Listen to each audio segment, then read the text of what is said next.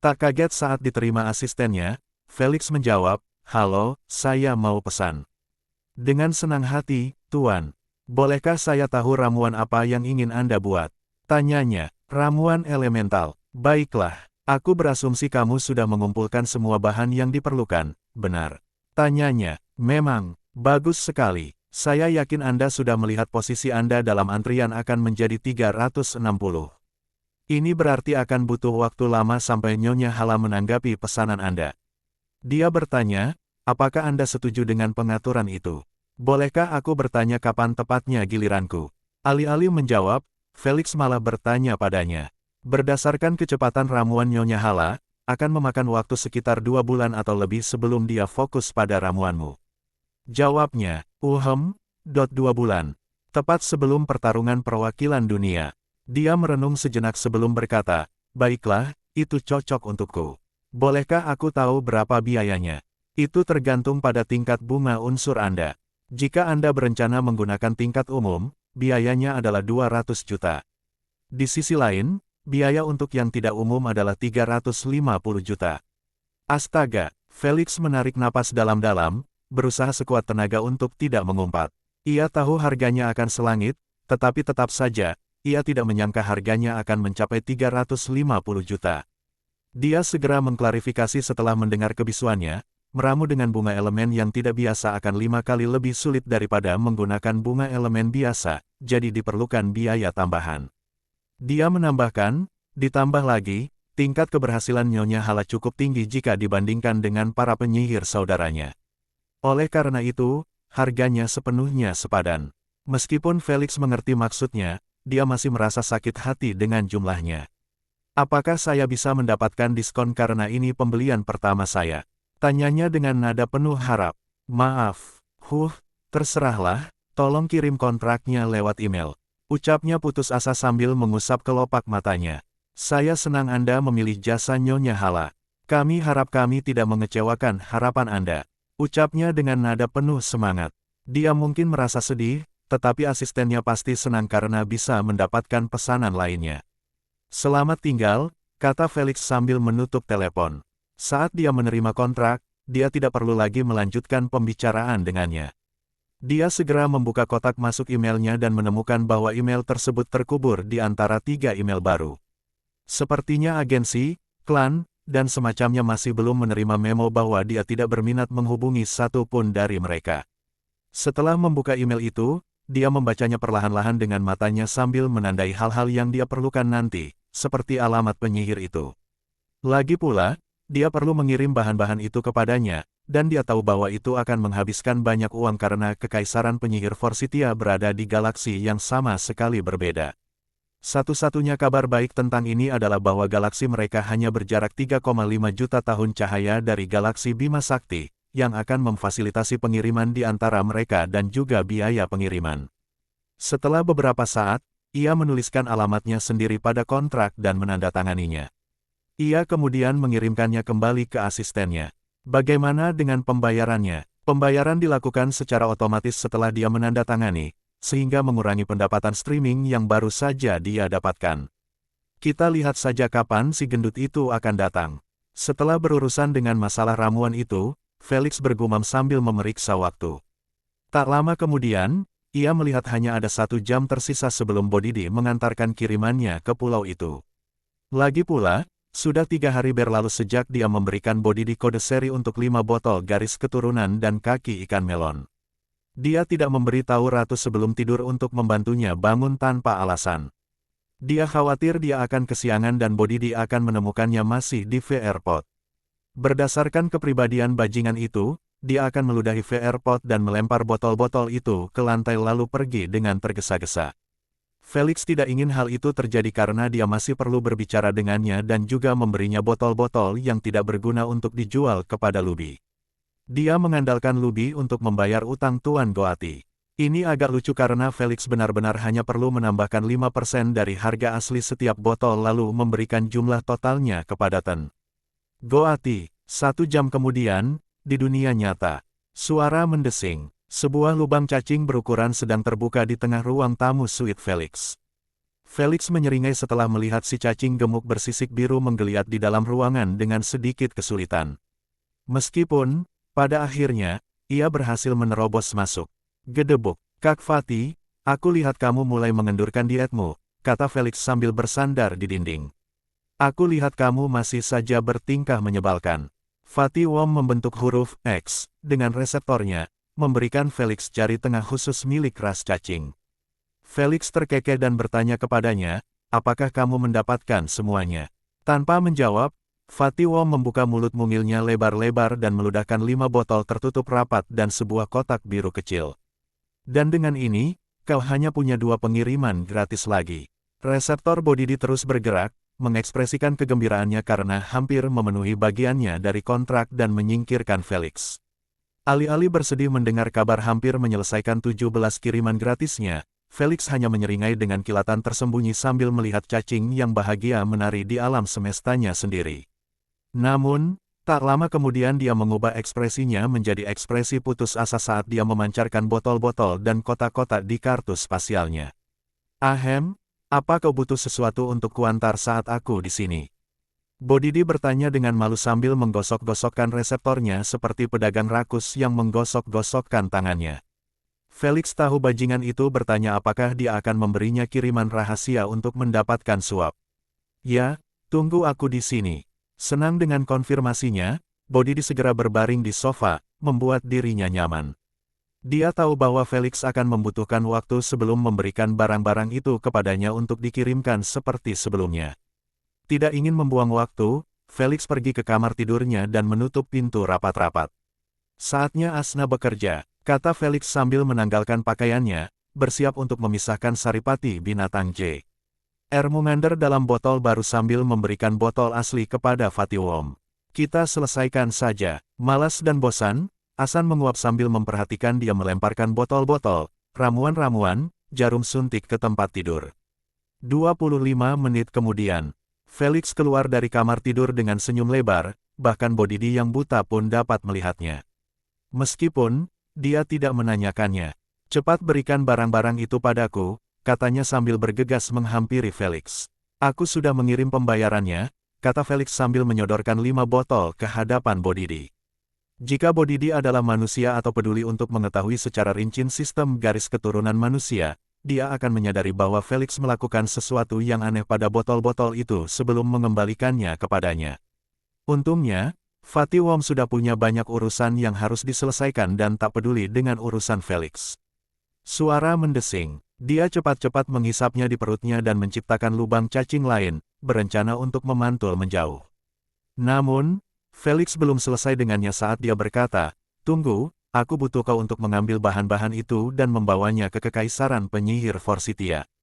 Felix mengetuk gelangnya dan sebuah hologram dengan kode serial bahan-bahan itu ditampilkan di ruangan itu. Bodidi meminta Ratu untuk membacakan kode serial itu untuknya. Tak lama kemudian, dia menganggukkan kepalanya lalu menggeleng, "Aku bisa mengumpulkan bahan-bahan itu dari Kekaisaran dan membawanya ke sini atau kemanapun yang kau inginkan. Namun, aku tidak bisa melakukan pengiriman lintas galaksi. Itu bukan pekerjaanku dan manipulasi elemen ruang angkasaku bahkan tidak cukup bagus untuk menciptakan lubang cacing lintas galaksi." Begitu ya, Felix menghela napas dan berkata, "Kalau begitu, serahkan saja ke perusahaan kargo galaksi. Aku akan memberitahu mereka tentang kedatanganmu." Baiklah, Bodidi berbalik dan memasuki lubang cacing. Melihat dia sedikit kesulitan, Felix pun mendorongnya. Tidak mengherankan, dengan kekuatan Felix saat ini, itu sudah lebih dari cukup. Suara mendesing. Setelah melihat bahwa lubang cacing itu telah ditutup, Felix menghubungi GCC dan memberitahu mereka tentang kiriman yang masuk. Tidak butuh waktu semenit pun sebelum mereka menyelesaikan kesepakatan.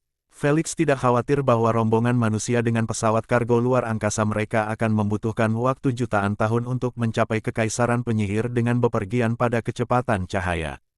Dia tahu bahwa pesawat ruang angkasa kargo akan memakan waktu sekitar seminggu paling lama untuk mencapai Kerajaan Penyihir dengan melakukan perjalanan melalui jalan tol lubang cacing yang menghubungkan kedua kerajaan. Lubang cacing tersebut tentu saja diciptakan dan dimiliki oleh ras cacing luar angkasa. Di antara setiap kerajaan, kekaisaran, atau galaksi terdapat jalan tol lubang cacing yang menghubungkan semuanya, mirip jalan raya antar kota atau jembatan antar pulau. Siapapun dapat menggunakan lubang cacing tersebut asalkan memiliki izin yang diberikan oleh Spacewom Rache dan juga membayar biaya yang diperlukan untuk bepergian. Jika ras logam merupakan tulang punggung teknologi alam semesta, maka ras cacing luar angkasa merupakan penguasa transportasi alam semesta. Haha, hahaha. Setelah melihat bahwa dia akhirnya sendirian, kegembiraan luar biasa yang berusaha sekuat tenaga dia tahan meledak sekaligus, saat dia tertawa keras dan hangat. Terkejut oleh ledakan amarah Felix yang tiba-tiba, James mengangkat sebelah alisnya sejenak sebelum menurunkannya karena tidak terjadi apa-apa. Astaga, yang kau temukan hanya 25% saripati, tak perlu membuat telingaku pecah dengan tawamu yang menyebalkan itu. Asna menutup telinganya dengan jengkel. Benar sekali, Felix menemukan harta karun saat ia menemukan 25% saripati J. R. Mungander dari kelima botol epik itu. Sebenarnya, dia hanya menemukan esensinya di 4 botol, sedangkan untuk yang terakhir, hasilnya nihil. Bagaimanapun, 25% sudah lebih dari cukup untuk mencerahkan seluruh minggu depan Felix. Seperti halnya, ia dapat mencapai 76% dalam integrasinya sekaligus, membuka 2 kemampuan aktif dalam kemurnian yang lebih besar dan 2 pasif dalam langkah kecil sebelum kemurnian asal. Setelah integrasi yang ia lakukan dalam 25 menit terakhir, ia memperoleh 20% setelah menambahkan 5% pada 51% yang telah ia miliki. Kalau saja dia tidak khawatir body dia akan mendengar teriakannya, dia pasti akan langsung terintegrasi dengan 9% berkat keceriaannya. 14 hari kemudian, di dalam ruang pelatihan, Felix berdiri tepat di tengah arena yang luas. Ia menjentikkan jarinya dan 20 bot mengelilinginya dalam radius 20 meter. Tepat saat ia hendak memberi perintah untuk memulai latihan, gelang up-nya mulai berdering. Ini dia, setelah melihat siapa peneleponnya, Felix hanya menghela napas dan mengangkat telepon, menyapa dengan gembira, "Kakek." Akhirnya kakek menelepon. Kupikir kakek sudah melupakanku setelah pulih dari sakitnya. Betapapun aku ingin bertengkar denganmu, bocah, aku punya urusan lain yang lebih penting untuk diselesaikan. Robert tidak membuang waktu sedetik pun saat ia bertanya dengan nada tegas, "Cepatlah, kau datang hari ini atau besok?" Tidak juga, Felix cepat-cepat menambahkan setelah mendengar napas berat kakeknya, "Hotelnya baru saja mulai direnovasi, aku belum bisa meninggalkannya. Tapi, aku janji akan datang pada hari turnamen final." "Felix, apa kau mencoba membuatku marah setengah mati?" teriak Robert. "Apa kau pikir aku tidak tahu bahwa kau menghabiskan seluruh waktumu di UVR?" Tepat saat Felix bersiap untuk dimarahi, ia mendengar kakeknya mendesah pelan, "Aku tidak peduli apa yang kau lakukan di dalam UVR, tapi sesekali periksalah situasi di dunia nyata." "Apa maksudnya?" Felix bertanya-tanya dalam hati. Namun dalam situasi seperti ini, ia tidak pernah bertanya-tanya sendirian, karena Asna selalu mendengarkannya, menunggu kekacauan yang begitu indah untuk merendahkannya. "Apakah kau punya ingatan seperti ikan mas atau apa?" Dia mencibir, "Apakah kau sudah lupa apa yang terjadi di dunia selama bulan ini?" Bulan ini, mati rasa terhadap nada meremehkannya, Felix menggali ingatannya, mencoba mengingat dengan tepat apa maksud keduanya. Tak butuh waktu sedetik pun baginya sebelum kenangan itu muncul di benaknya. Kenangan itu selalu ada, hanya saja tak pernah terlintas di benaknya. Sekarang, saat kenangan itu muncul, matanya terbelalak karena tercengang. "Persetan denganku, bagaimana mungkin aku bisa melupakannya?" "Felix, kamu masih di sana. Sebaiknya kamu datang besok jika kamu ingin naik pesawat bersama kami." Robert memberitahunya dengan tegas, "Kami akan mengirim jet untuk membawamu pulang." "Tidak bisakah kau mengirim jet untuk menjemputku 15 hari kemudian saat turnamen final?" tanya Felix dengan nada penuh harap. "Kenapa bertanya kalau kau sudah tahu jawabanku?" Robert tertawa, "Kami semua ingin bertemu denganmu secepatnya. Apa kau juga merindukan kami?" "Saya akan menutup telepon. Saya harus mengemasi barang-barang saya." Karena terlalu kesal untuk menjawab, Felix mengusir Robert dan meminta Ratu untuk mengeluarkannya, bahkan sebelum menyelesaikan latihan hariannya. Felix keluar dari pot dan pergi ke lemarinya untuk berdandan.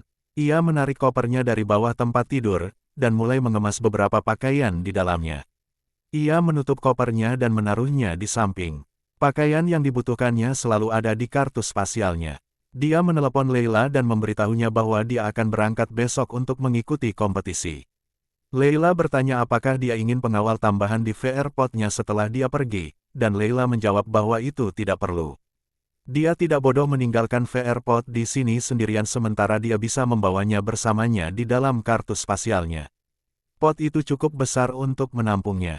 Bagaimanapun, itu adalah Black Ma yang diberikan kepadanya oleh Fatih Wom. Itulah yang dilakukannya setelah menutup telepon. Dia mencabut kabel pot dari stop kontak dan memancarkannya ke kartu spasialnya. Setelah memastikan tidak ada barang penting yang tertinggal di kamar, ia duduk di tempat tidurnya dan meminta Ratu untuk menunjukkan kepadanya siaran berita langsung paling populer di AS. Sudah lama sekali sejak dia memeriksa apa yang terjadi di planetnya sendiri. Fakta bahwa dia tinggal di pulau yang terisolasi dari publik membuatnya semakin mudah kehilangan kontak dengan yang lain. Seperti yang diharapkan, Felix menyilangkan tangannya sambil menyaksikan seorang reporter mewawancarai seorang pria tua berjanggut abu-abu, yang dikelilingi oleh kerumunan orang di dekat bandara. Kerumunan itu tidak sedikit jumlahnya karena dimanapun mata Felix tertuju, ia melihat sekelompok orang berkerumun, saling dorong dan tarik. Jelas bahwa semua orang ingin sekali memasuki bandara. Putus asa, Felix mendesah melihat pemandangan itu dan kembali fokus pada wartawan itu, yang tampak seperti akan menjadi korban penyerbuan. Jadi cucu Anda terpilih untuk mengikuti babak kualifikasi nasional. Reporter itu mendekatkan mikrofon ke wajah lelaki tua itu sambil bertanya, bagaimana pendapat Anda tentang peluangnya untuk lolos ke turnamen final? Haha, bercanda, anak laki-lakiku sudah mencapai tingkat kemurnian yang lebih rendah dan memiliki kemampuan.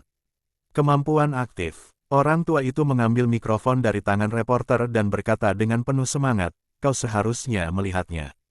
Dia mengayunkan cambuk yang terbuat dari api, mengubah apapun yang ada di jalannya menjadi abu. Bagaimana mungkin dia tidak memenuhi syarat? Orang tua itu menoleh ke belakang dan berteriak kepada orang-orang yang berdiri di belakangnya, benarkah? Ya, ayah, kami sudah mengerti. Putra lelaki tua itu, yang menerobos kerumunan, dengan cepat menarik ayahnya yang bersemangat menjauh dari wartawan. Dia tidak percaya bahwa ayahnya baru saja menunjukkan kemampuan putranya di depan umum. Ia tahu bahwa agar putranya memiliki sedikit peluang untuk menonjol dibanding peserta lainnya, ia perlu menyembunyikan kemampuannya sebisa mungkin. Sayangnya, ayahnya sudah membocorkannya di TV langsung. Jujur saja, sang ayah bersikap paranoid tanpa alasan, karena putranya hanyalah satu peserta rata-rata dari 1.000 rakyat jelata yang telah terbangun, yang dibesarkan di perkemahan pemerintah publik, putra-putra dari keluarga kaya baru, rekrutan perusahaan, junior yang dibesarkan oleh organisasi swasta, dan sebagainya. Semua junior tersebut mengajukan permohonan agar peringkat afinitas mereka diuji di pusat penilaian publik, yang dibangun seperti jamur di seluruh dunia. Mereka yang memiliki peringkat afinitas baik, mencapai 50% atau lebih mampu bergabung dengan perkemahan umum yang dibangun dan didanai oleh pemerintah di seluruh dunia. Perkemahan tersebut gratis dan juga mengikuti struktur yang sama dengan perkemahan pelatihan keluarga Felix. Meskipun, persaingan di dalamnya sangat ketat, karena garis keturunan langka dibatasi hanya untuk beberapa junior per perkemahan. Beruntung bagi Felix, ia tidak dilahirkan sebagai orang biasa di bumi. Jika tidak, ia harus menghabiskan setidaknya 2 bulan berjuang di kamp untuk sekadar mendapatkan garis keturunan langka, dan kemudian 6 bulan di neraka untuk mengamankan tempat kualifikasi dalam kompetisi yang akan dimulai besok. Lagi pula, mustahil bagi semua yang terbangun untuk bergabung dalam pertempuran tim nasional AS. AS adalah negara besar dengan 50 negara bagian, dan masing-masing negara bagian memiliki perkemahan publiknya sendiri, yang dipenuhi oleh para junior, yang berusaha untuk bangkit.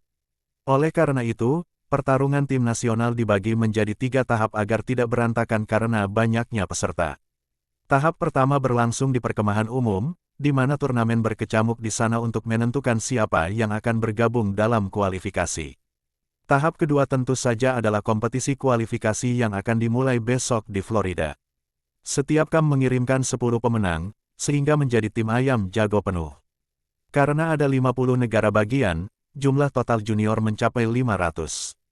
Mereka harus bersaing satu sama lain selama 15 hari berikutnya hingga hanya tersisa 50 orang. Ini membawa kita ke tahap ketiga, yaitu turnamen final.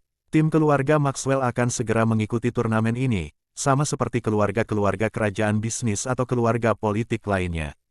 Alasan keluarga-keluarga tersebut diberi tiket gratis langsung ke babak final adalah karena mereka membuat kamp mereka sendiri dan membina orang-orang mereka sendiri dengan sumber daya terbaik yang ada di bumi. Ini berarti, mereka meringankan beban pemerintah sekaligus memberi mereka kandidat potensial yang mewakili dunia.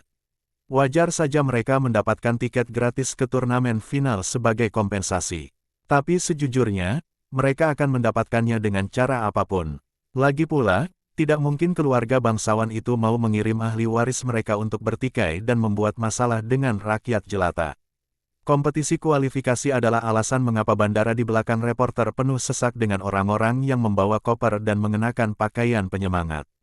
Semua orang berusaha terbang ke Florida di mana tempat utama kompetisi akan diadakan. Gegap gempita melihat penduduk bumi menggunakan kekuatan dan kemampuan super untuk pertama kalinya akan melumpuhkan seluruh layanan transportasi negara. Stasiun kereta, jalan raya, bus, dan bahkan pelabuhan laut, semuanya dibanjiri orang yang ingin memesan tiket ke kota Florida. Hal ini tidak hanya terjadi di AS, tetapi di seluruh dunia. Adalah hal yang wajar jika orang-orang lebih suka menonton para keturunan penduduk bumi beradu kemampuan secara langsung. Mereka telah melihat melalui saluran aliran bebas SG, bagaimana ras manusia lain di galaksi Bima Sakti menggunakan kemampuan tersebut. Saat ini, mereka sangat ingin melihat orang-orang mereka sendiri, yang lahir dan dibesarkan di bumi, menunjukkan bahwa penduduk bumi juga mampu mencapai segala hal yang mampu dicapai ras lain. Sayangnya kegembiraan dan keinginan mereka yang berlebihan membuat hampir mustahil untuk mendapatkan satu pun angkutan yang tersedia. Dan bagi Felix yang berencana naik perahu dari pulau itu ke California, lalu naik pesawat ke Florida sebulan kemudian, hal itu mustahil dilakukan. Baru setelah diingatkan oleh kakeknya dan Asna, ia ingat bagaimana keadaan di bulan ini. Oleh karena itu, ia harus berkemas dan ikut dalam penerbangan keluarga, seperti yang dilakukannya di kehidupan sebelumnya. Setelah melihat wartawan itu kesulitan mengajukan pertanyaan karena kebisingan, Felix menyingkirkan hologram itu dari wajahnya dan pergi mandi cepat. Besok pagi, di landasan pacu bandara, Felix menyeret kopernya di belakangnya, saat ia mendekati jet terparkir yang baru saja mendarat. Tidak ada yang menemaninya untuk melepasnya, karena ia menyetir sendiri tanpa memberitahu Leila dan Jack. Ia tahu bahwa mereka sangat sibuk mengelola pulau, dan tidak perlu mencuri waktu mereka hanya untuk melepasnya. Setelah dia mencapai jet, dia memberikan kopernya kepada pramugara dan menaiki tangga, lalu masuk dengan cepat. Selamat datang, Tuan Felix. Pilot dan kopilot mengulurkan tangan mereka ke arah Felix saat ia melangkah masuk ke dalam pesawat. Terima kasih. Felix menjabat tangan mereka berdua, dan bertanya dengan senyum sopan, apakah kita akan langsung menuju Florida? Saya minta maaf, tetapi kami harus bertemu dengan keluarga terlebih dahulu di Boston sebelum berangkat ke Florida. Pilot itu menjelaskan, pesawat keluarga tidak cukup untuk mengirim anggota keluarga ke tempat tersebut. Jadi, kami menerima perintah untuk menjemput Anda dan membawa Anda pulang alih-alih membawa Anda ke tempat tersebut. Baiklah, terima kasih atas tumpangannya. Felix menganggukkan kepalanya tanda menghargai dan pergi mencari tempat duduk. Jet pribadi itu termasuk yang besar, yang mampu mengangkut sedikitnya 15 penumpang.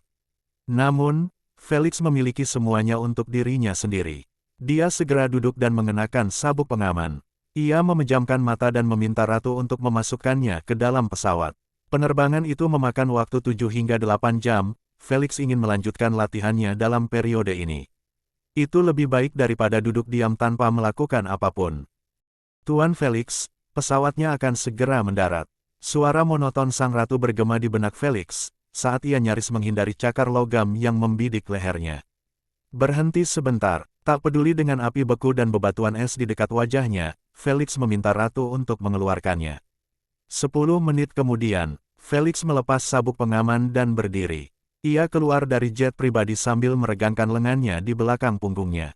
Begitu dia keluar, dia melihat banyak jet pribadi terparkir berjauhan satu sama lain. Sementara di dekat masing-masing jet tersebut, ada sekitar 13 anggota keluarganya yang berdiri dan berbincang-bincang bersama.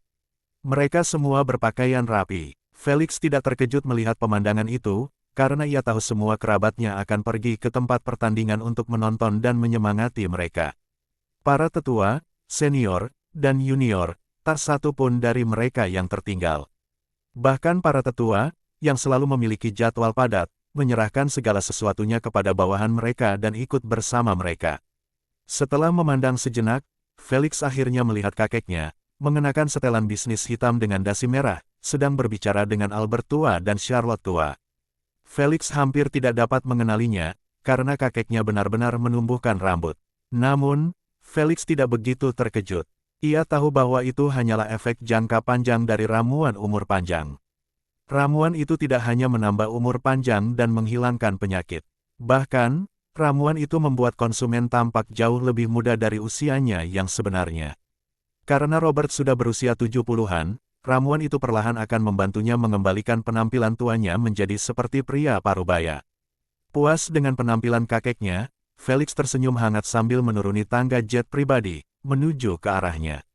Felix, namun, tepat saat kakinya menginjak aspal yang licin, teriakan gembira seorang wanita bergema di area tersebut. Tanpa perlu menebak, Felix langsung tahu siapa yang memanggilnya.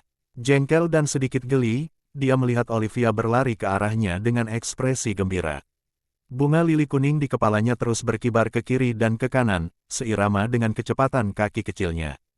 Untung saja dia mengenakan kaos oblong, celana jeans, dan sepatu kets olahraga, bukan gaun. Kalau tidak, dia pasti sudah tersandung. Teriakan Olivia yang keras berhasil menarik perhatian semua orang kepadanya. Tak lama kemudian, mereka juga melihat Felix berdiri di depan tangga, mengenakan kacamata hitamnya yang biasa.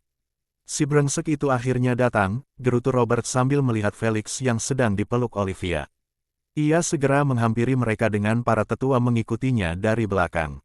"Oli, kapan kamu jadi manja begini?"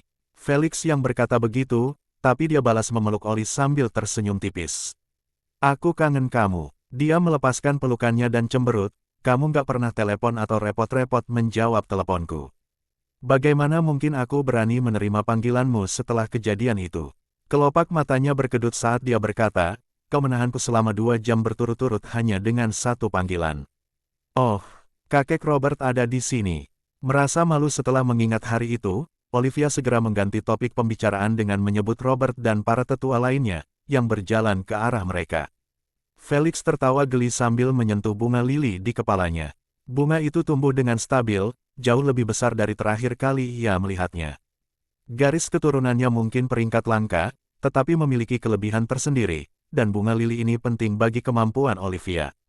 Bukan hanya sebagai hiasan seperti mutasi Felix. "Jadi kamu hanya memeluk gadis-gadis atau apa?"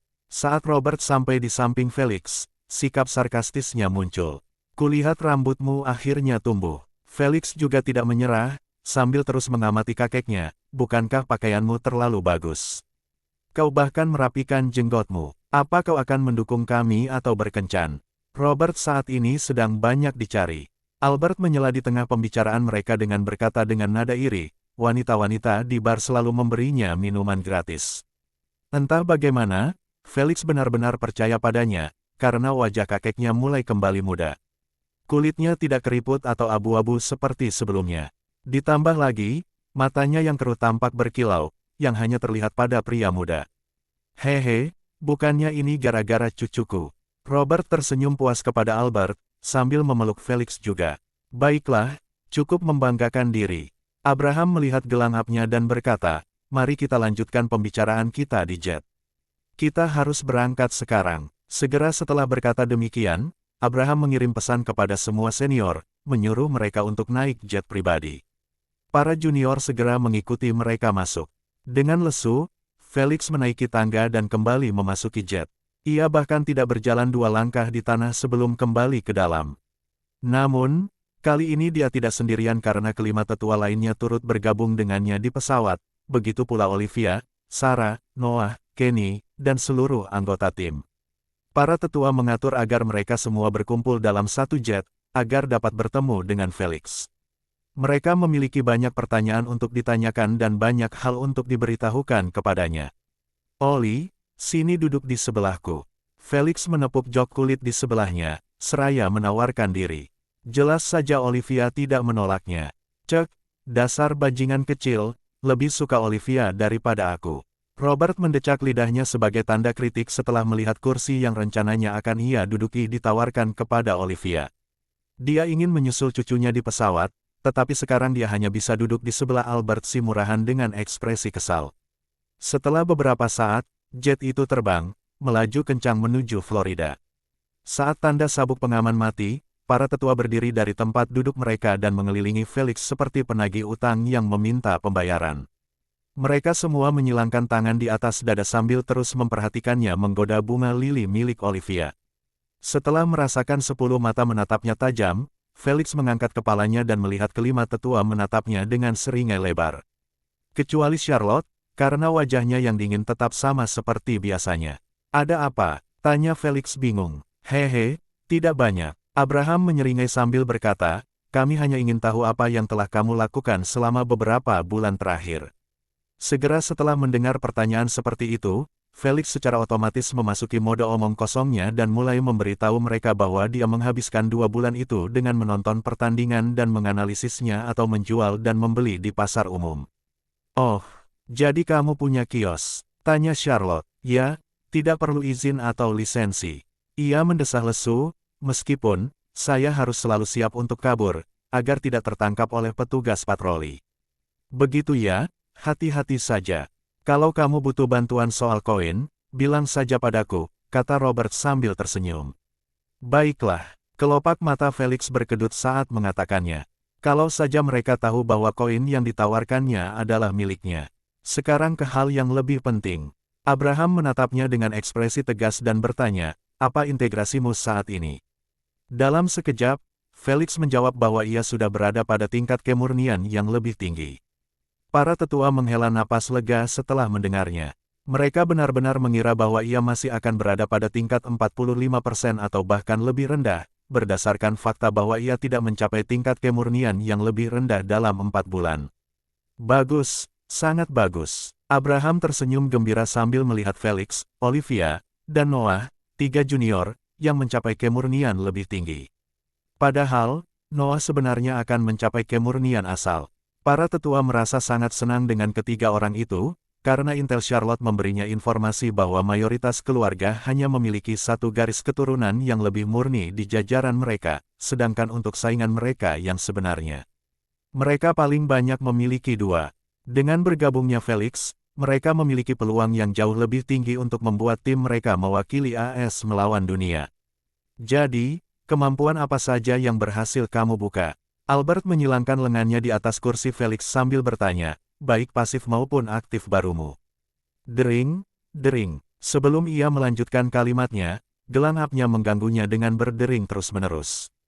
Jika gelang Albert adalah satu-satunya yang berdering, ia mungkin akan mengabaikan panggilan itu, namun, gelang para tetua segera mengikutinya dengan berdering juga.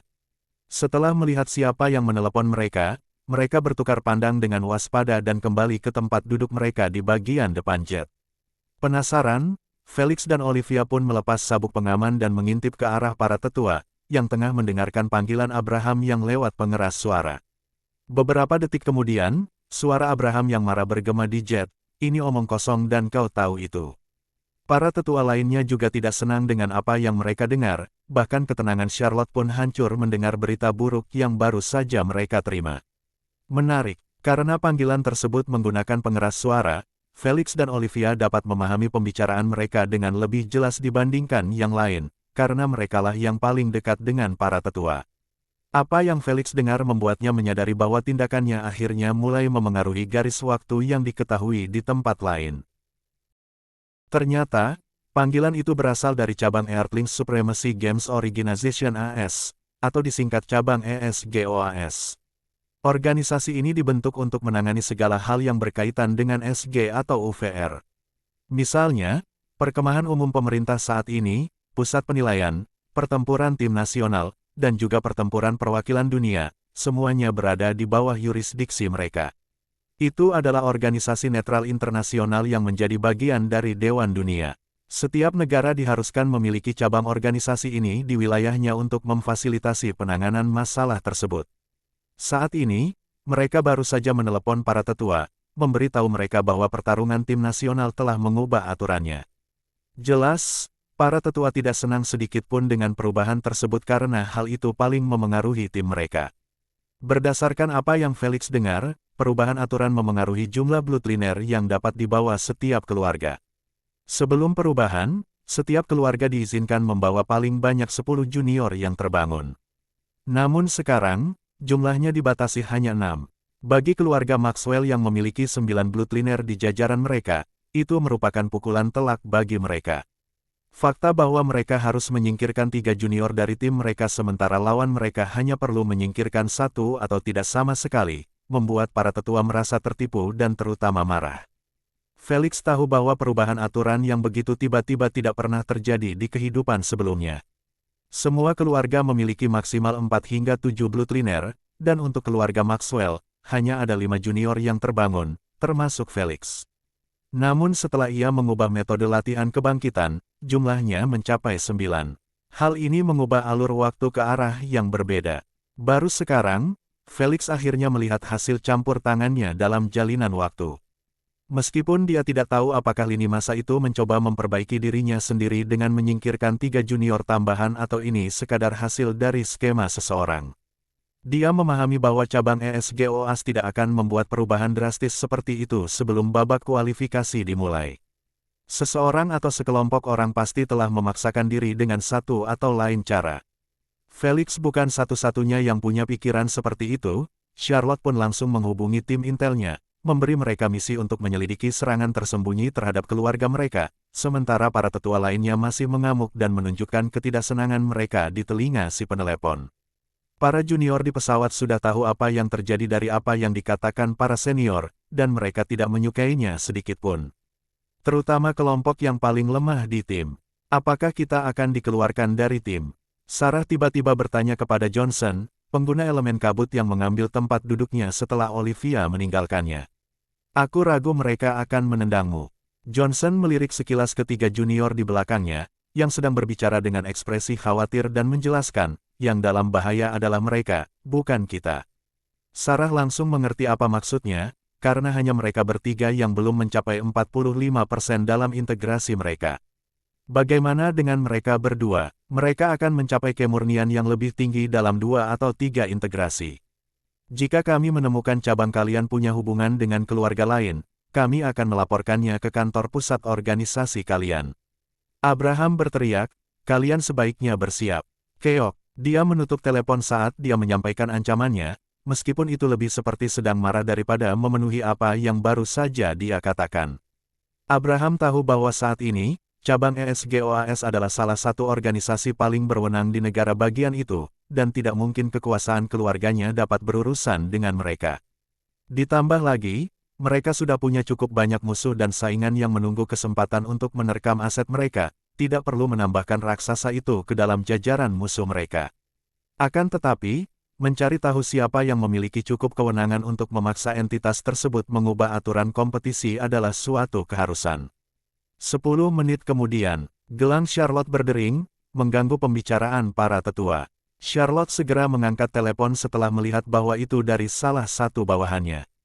Kali ini, dia tidak mengaktifkan speaker saat menelepon, karena dia mendengarkan secara pribadi laporan tugas bawahannya dengan ekspresi serius.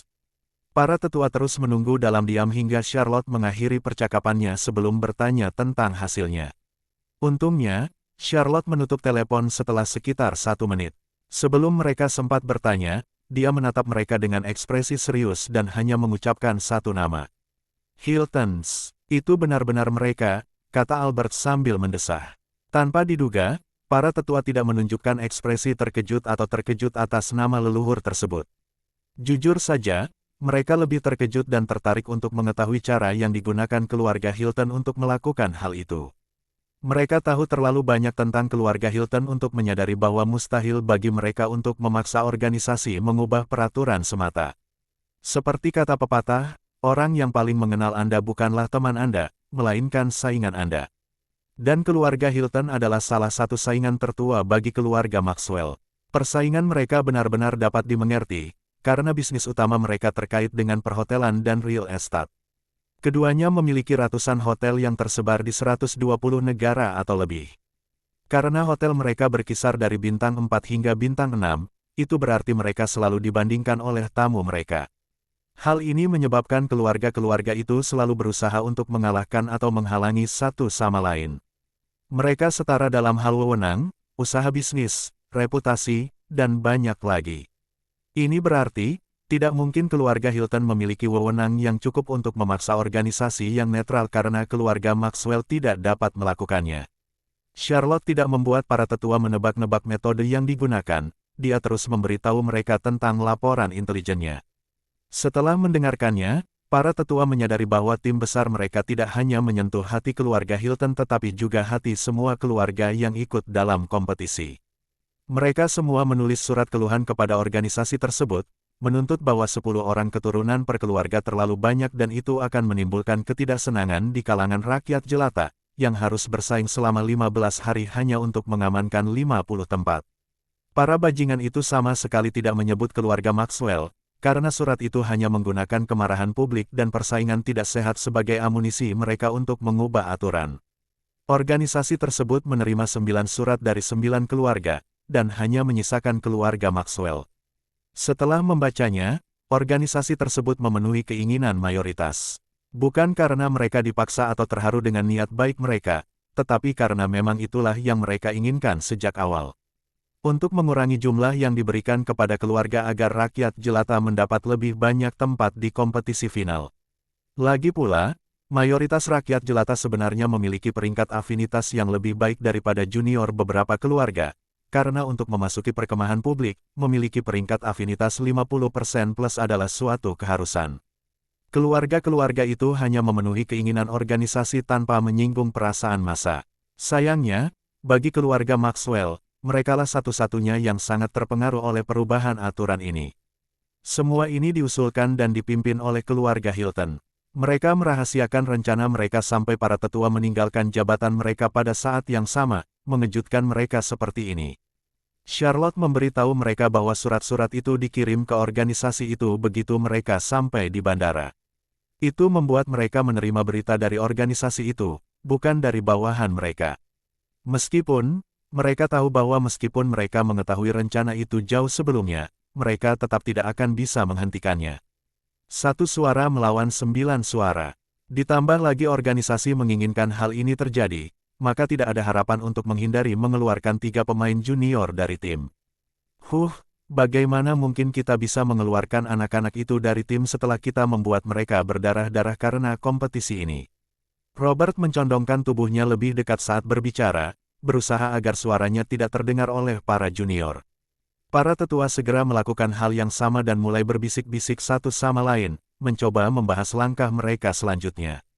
Merasa terganggu dengan usaha mereka untuk menghentikannya menguping, Felix mendecak lidahnya dan kembali duduk. Olivia pun berhenti mengintip dan memasang kembali sabuk pengaman dengan ekspresi khawatir. Ia tidak ingin ada sepupunya yang tertinggal, tetapi setelah mendengar apa yang dikatakan Charlotte, ia mengerti bahwa tidak banyak yang bisa dilakukan untuk menghindarinya.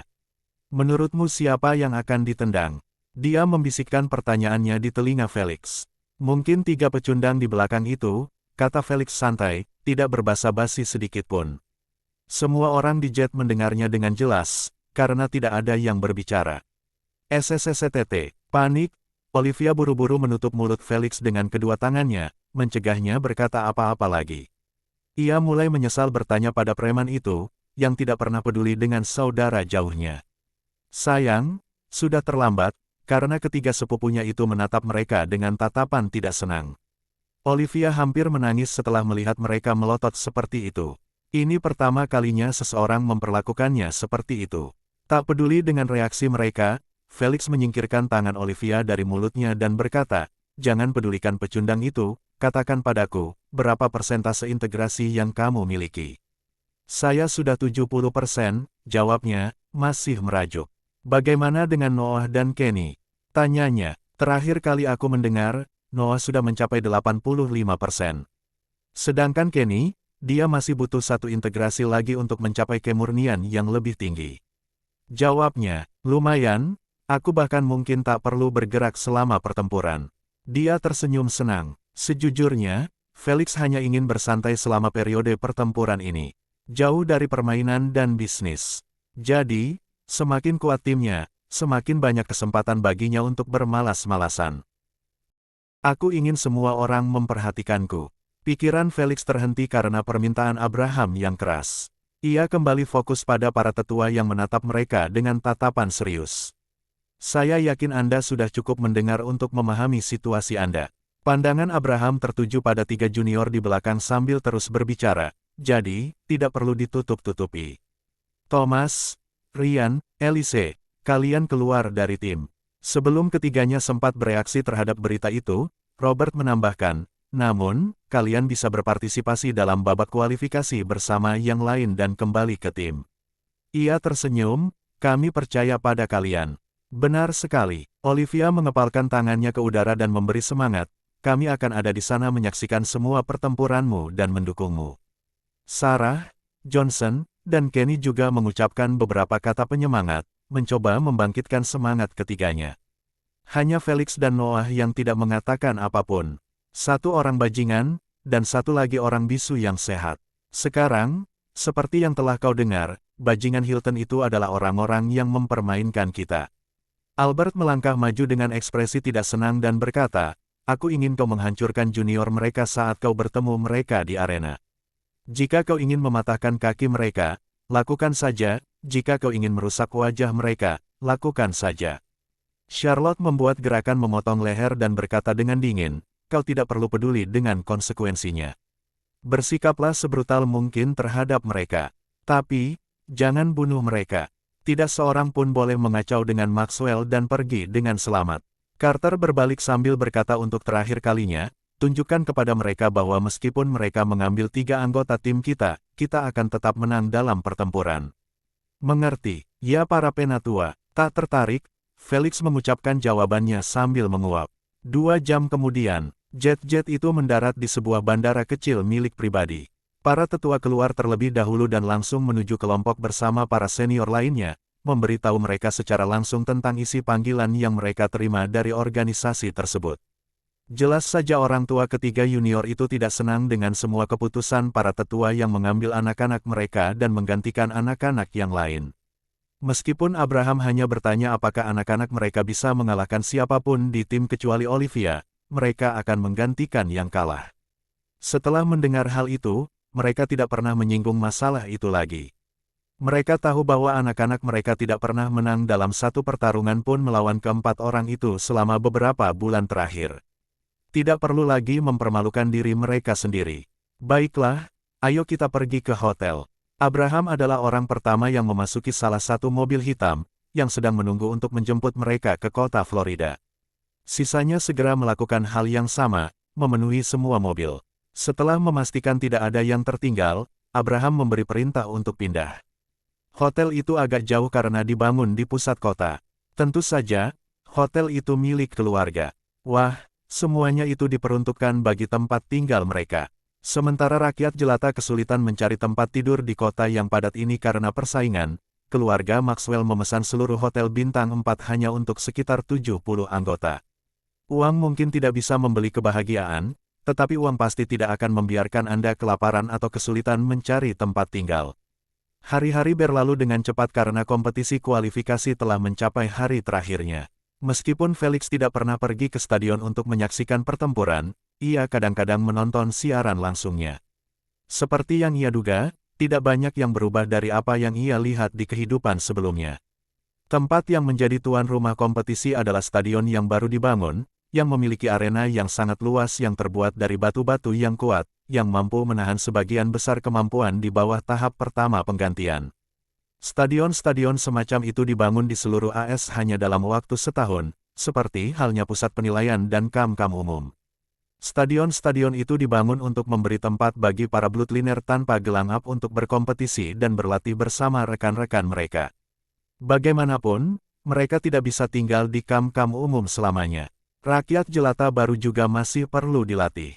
Ditambah lagi, para penonton harus membayar tiket untuk menonton mereka berlatih dan bertarung.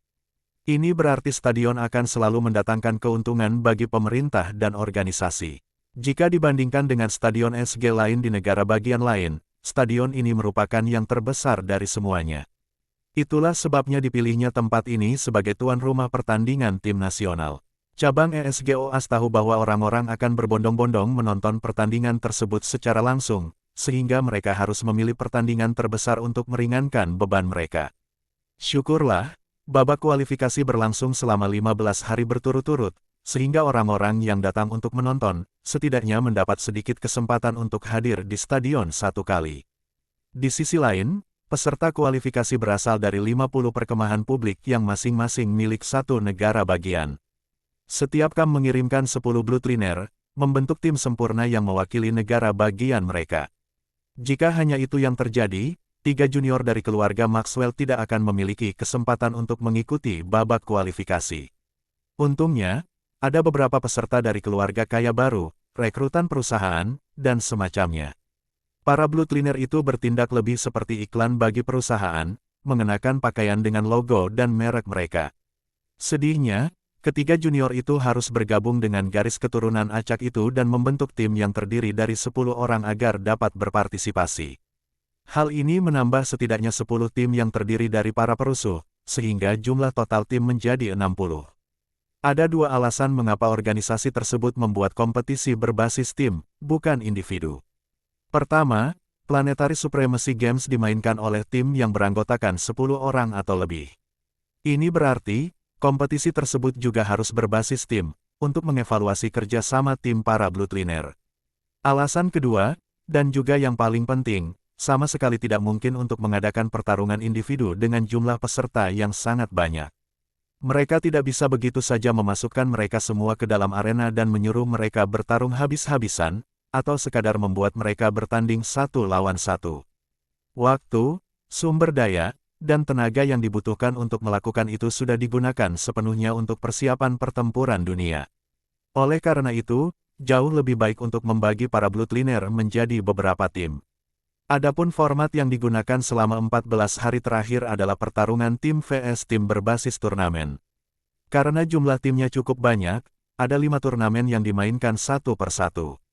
Dan setiap pemenang turnamen akan mendapatkan tempat di kompetisi final yang akan dimulai 2 hari dari sekarang. Jelas, tim yang memiliki 3 pemain junior adalah salah satu yang pertama tersingkir. Kerja sama tim mereka benar-benar buruk jika dibandingkan dengan tim lain yang datang dari kam umum. Para bloodline itu punya cukup waktu untuk saling mengenal kemampuan bloodline masing-masing. Sementara itu, tim-tim yang tidak teratur berlarian seperti ayam tanpa kepala, takut setengah mati terbunuh oleh kemampuan yang menyimpang. Jangan pernah lupa, bahwa kompetisi tersebut diadakan di dunia nyata. Artinya, kemampuan tersebut bisa merenggut nyawa jika seseorang tidak berhati-hati dalam menggunakannya atau bertahan darinya. Sama sekali tidak ada perlindungan dari bahaya yang disebabkan oleh kemampuan tersebut. Penuhi kebutuhanmu dengan lebih praktis. Marketplace baru, harga bersaing, kejutan menanti. Iklan oleh Pub Future. Organisasi itu hanya membuat aturan bahwa mencoba membunuh seorang bloodliner secara sengaja akan mengakibatkan hukuman berat. Mereka tidak khawatir akan melumpuhkan orang lain atau terluka parah, karena mereka memiliki ramuan dan zat penyembuh yang siap digunakan. Meskipun mereka mengatakan demikian dan menekankan hukuman, beberapa bloodliner tetap mati. Mustahil untuk menghindari kematian saat berhadapan dengan 600 bloodliner yang semuanya bertarung menggunakan kemampuan yang mematikan. Kematian tersebut membuat sebagian penonton tidak bersemangat untuk terus menonton pertarungan secara langsung. Mereka tahu bahwa kejadiannya akan berdarah-darah, mengerikan, dan bahkan bisa berujung pada kematian, tetapi mengetahui adalah satu hal, dan melihat dengan mata kepala sendiri adalah hal yang lain. Orang-orang seperti itu jarang, karena mayoritas sudah terbiasa melihat pemain mati di SG selama setahun terakhir. Mereka melihatnya terjadi berkali-kali, mereka menjadi kebal terhadap gagasan kematian dalam pertempuran. Untungnya bagi keluarga Maxwell, ketiga junior itu tidak meninggal, tetapi hanya terluka parah. Para tetua menggunakan ramuan mereka sendiri untuk menyembuhkan mereka kembali. Mereka mungkin kalah, tetapi mereka mendapat pengalaman bertarung melawan junior lain di luar keluarga mereka. Begitulah babak kualifikasi berakhir. Ada yang meninggal, penonton yang senang, dan 5 tim yang masing-masing terdiri dari 10 pemain yang lolos ke tahap berikutnya, bergabung dalam kompetisi final dengan keluarga-keluarga bisnis dan politik. Baiklah, cukup untuk hari ini. Robert bertepuk tangan 2 kali, menghentikan para junior berlatih. Mereka berada di dalam ruang UVR miliknya, yang dimodifikasi agar menyerupai arena yang sama di stadion. Para penatua mengalokasikan 3 jam setiap hari selama 2 minggu terakhir untuk berlatih bersama. Mereka melakukannya karena Felix, yang belum pernah berlatih bersama mereka sebelumnya. Wajar saja jika mereka melihat kemampuannya dan juga membiarkan dia melihat kemampuannya sendiri, agar bisa membangun sinergi yang lebih baik. Istirahatlah, besok kita akan berangkat ke stadion. Robert memberitahu mereka dengan nada tegas. Para junior menganggukkan kepala tanda mengerti dan keluar satu persatu, keluar dari ruang UVR Robert. Setelah membuka matanya, Felix segera meninggalkan aula hotel, tempat mereka biasa berkumpul, dan menuju lift. Noah mengikutinya juga. Beberapa detik kemudian, pintu lift tertutup, meninggalkan mereka berdua di dalamnya. Felix menekan tombol lantai 5, tempat kamar junior laki-laki berada. Bisakah kamu memimpin tim dalam pertempuran pertama? Felix tiba-tiba bertanya. Nu menatap tajam ke matanya dan menggelengkan kepalanya dengan kuat.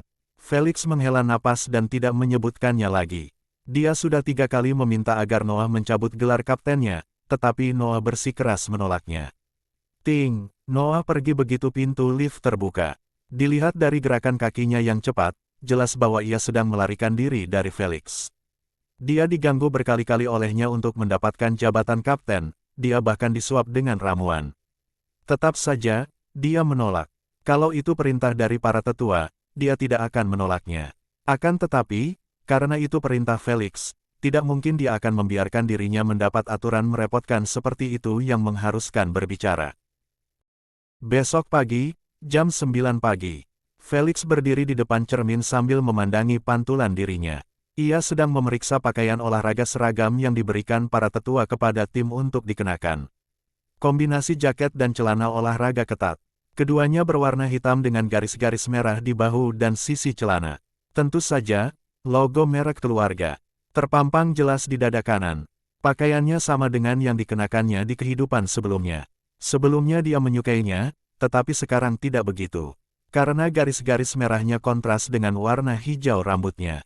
Meskipun begitu, pakaiannya masih lebih baik daripada kebanyakan pakaian yang dilihatnya selama siaran langsung babak kualifikasi. Tok, tok, datang, teriak Felix setelah mendengar pintu kamarnya diketuk untuk ketiga kalinya.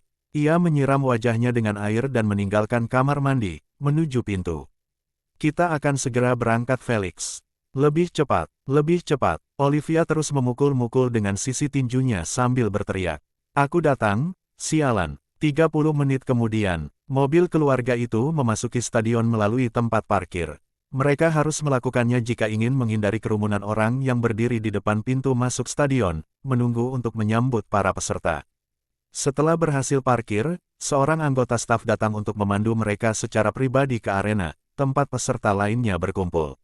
Para tetua berjalan di depan diikuti Felix yang pemarah, yang tidak berhasil memberi gelar kapten kepada siapapun, dan seluruh tim berbaris rapi. Mereka semua mengenakan pakaian yang sama, kecuali para tetua, yang mengenakan setelan bisnis. Hari ini merupakan hari berkumpulnya para peserta, menjelaskan peraturan perlombaan, dan yang terpenting adalah bertemu dengan para VVIP. Jadi, para sesepuh harus tampil dengan penampilan terbaiknya. Wah, astaga, saat para junior memasuki lapangan, Olivia dan Sarah tidak dapat menahan diri untuk berseru keheranan. Mereka tidak terpesona oleh arena bundar putih yang sangat besar, yang meliputi area seluas sekitar 4.100 meter persegi. Mereka telah melihatnya sebelumnya ketika mereka datang untuk menyemangati sepupu mereka.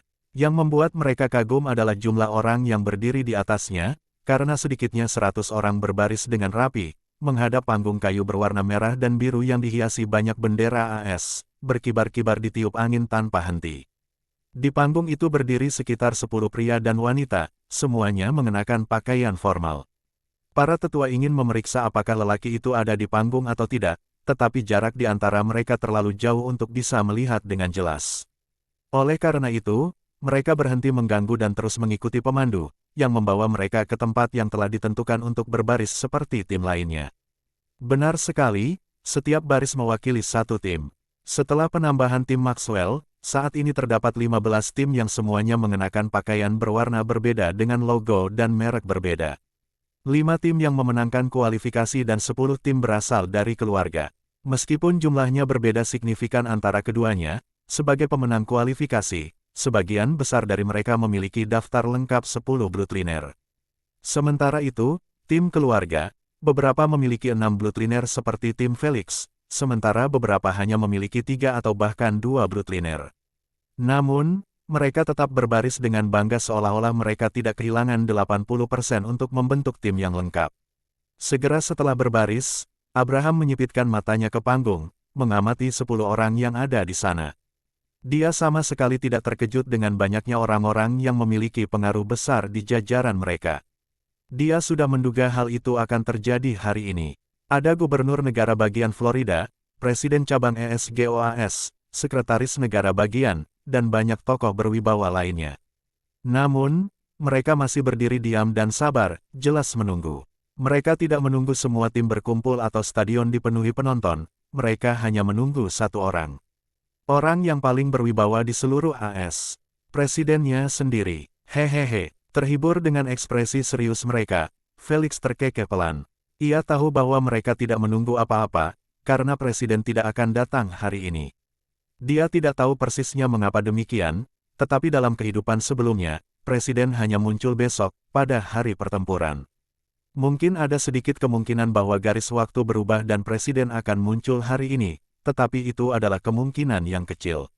Seperti yang diharapkan, setelah 10 menit penantian yang sia-sia di bawah terik matahari, gubernur negara bagian mengumumkan melalui mikrofon podium bahwa ia baru saja menerima telepon, yang memberitahukan kepadanya bahwa presiden tidak akan datang karena ada perubahan jadwal.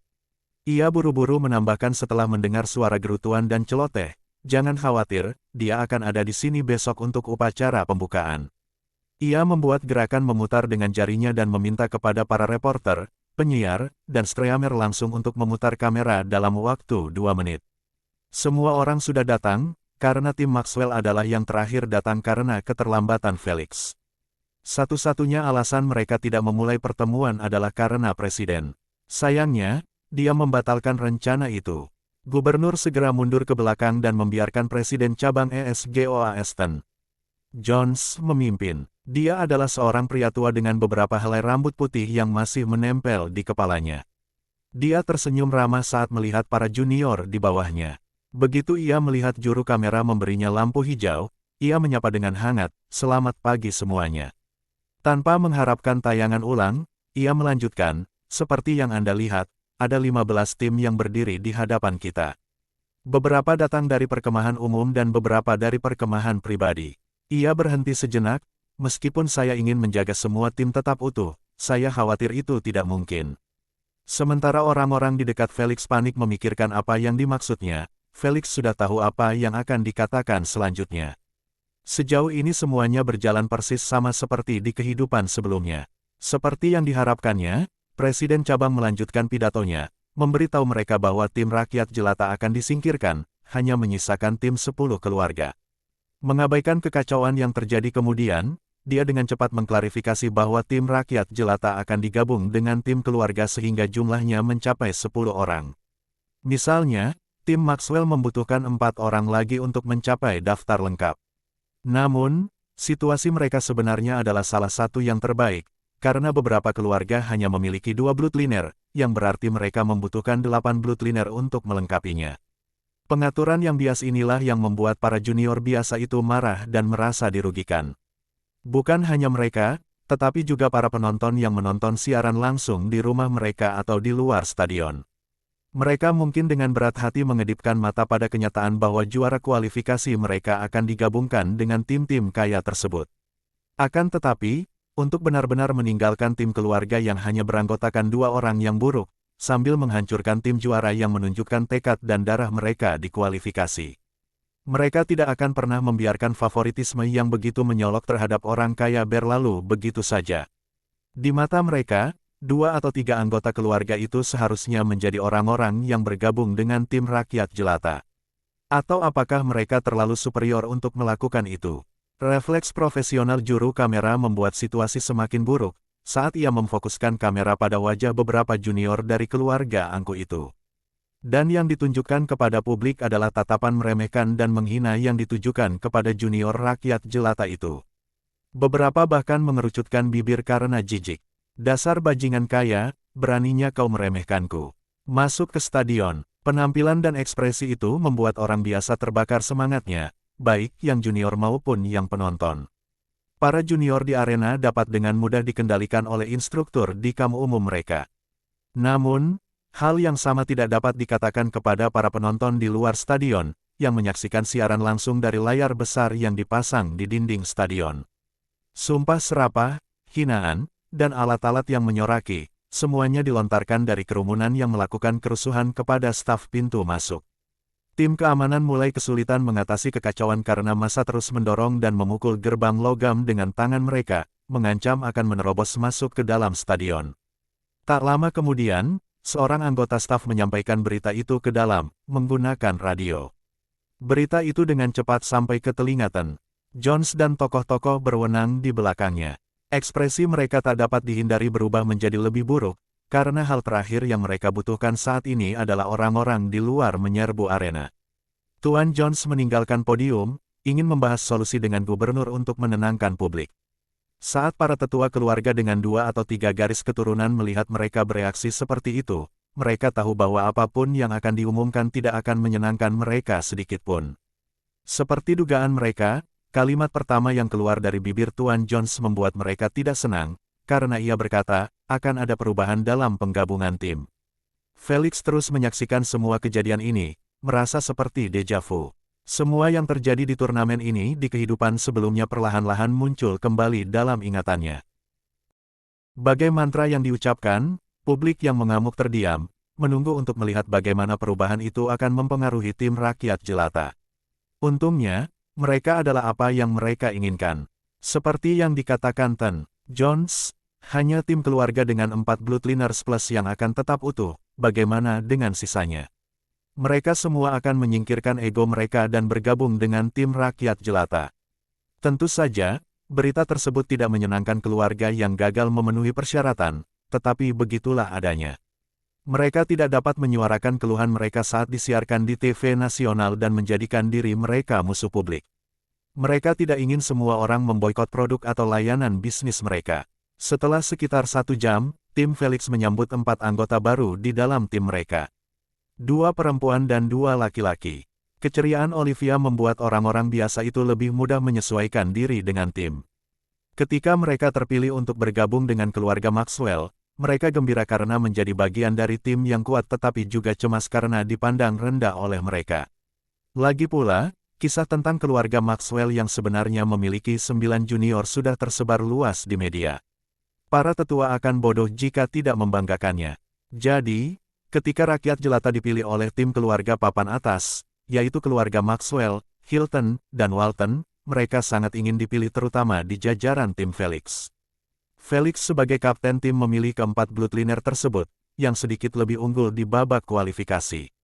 Alasannya, untuk membuat timnya sekuat mungkin, sehingga dia tidak perlu melakukan gerakan apapun. Felix bukan orang yang bodoh karena memilih pemain acak atau pemain sampah hanya untuk terlihat keren dan percaya diri. Dia tahu bahwa di turnamen final, mereka hanya akan menjadi beban bagi tim, memaksanya untuk menyelamatkan keadaan lebih dari yang dia perlukan.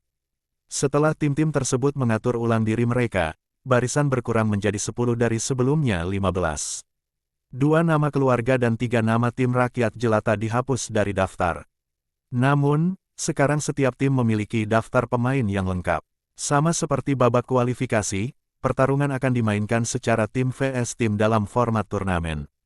Ten Jones menunjuk papan tulis yang berisi 10 bracket bernomor kosong dan berkata, seperti yang Anda lihat, 4 tim harus bertanding terlebih dahulu agar dapat membuat turnamen bracket 8 tim yang sempurna. Semua orang mengerti apa yang dimaksudnya, karena turnamen 10 bracket tidak seimbang seperti 8 bracket atau 16 bracket. Ini berarti, 2 tim harus tereliminasi terlebih dahulu. Mengapa mereka tidak membuat turnamen final dengan 16 tim? Olivia yang kebingungan memiringkan kepalanya saat bertanya kepada para tetua. Tidak ada gunanya memperpanjang turnamen ini dengan menambahkan pemain tambahan untuk mengisi jumlah pemain. Robert menggelengkan kepalanya dan menjelaskan, tujuan akhirnya adalah untuk membuat tim terbaik di AS yang dapat dikirim sebagai perwakilan di kompetisi dunia. Tepat saat Olivia hendak bertanya lagi, Charlotte menyela, baiklah, tidak ada pertanyaan lagi. Setelah mereka menjelaskan aturannya, kamu akan mengerti apa maksudnya. Tak lama kemudian, semua orang dalam tim kembali fokus pada Ten Jones, yang membuka tutup botol kristal yang tembus pandang, menyerupai akuarium kecil. Botol itu berisi banyak bola kecil berwarna-warni. Ten Jones kembali ke podium dan berkata, penempatan dalam tanda kurung akan dilakukan dengan cara mengundi nomor. Yang harus Anda lakukan adalah memilih bola, menunjukkan nomor tersebut ke kamera, lalu tulis nama Anda di tempat yang Anda pilih. Tuan Jones berhenti sejenak untuk melihat apakah mereka memahaminya atau tidak. Setelah melihat bahwa tidak ada yang berencana untuk bertanya, dia melanjutkan, kapten masing-masing tim akan melakukan pengundian. Dimulai dari kiri ke kanan. Karena Maxwell adalah yang terakhir tiba, mereka ditempatkan di paling kiri. Ini berarti Felix adalah kapten pertama yang harus mengambil nomor. Tak peduli dengan tatapan orang-orang dan sorotan kamera yang tertuju padanya, Felix berjalan menuju panggung dengan kedua tangan di saku jaketnya. Jaraknya tidak terlalu jauh, jadi dia tiba dengan cepat. Saat dia melangkah ke panggung, dia melihat mata semua orang tertuju padanya. Klik-klik. Siapapun yang demam panggung pasti akan muntah karena tekanan dipandang oleh sosok-sosok berwibawa itu. Puluhan kamera menyorotkan lampu, belum lagi ratusan orang di bawah panggung. Namun, Felix hanya tersenyum sopan dan berjabat tangan dengan Tuan Jones, yang menyambutnya dengan hangat. Setelah itu, ia pergi ke mangkuk kristal dan mengambil satu bola kecil secara acak. Dia membukanya dan mengambil selembar kertas kecil yang bertuliskan angka. Sebelum melihat sendiri angkanya, dia menunjukkannya kepada semua orang. Berdasarkan tatapan iri yang diterimanya, dia tahu bahwa dia terhindar dari peluru. Nomor 4. Dia melirik nomor di kertas sambil berjalan menuju papan tulis. Seperti yang diduga, kelompok yang dipilihnya bukan salah satu dari 4 kelompok yang harus bersaing untuk pertarungan tambahan. Jujur saja, berdasarkan peruntungannya di roda permainan sebelumnya, Felix yakin bahwa ia akan mendarat di keempat bracket tersebut. Untungnya, hal itu tidak terjadi.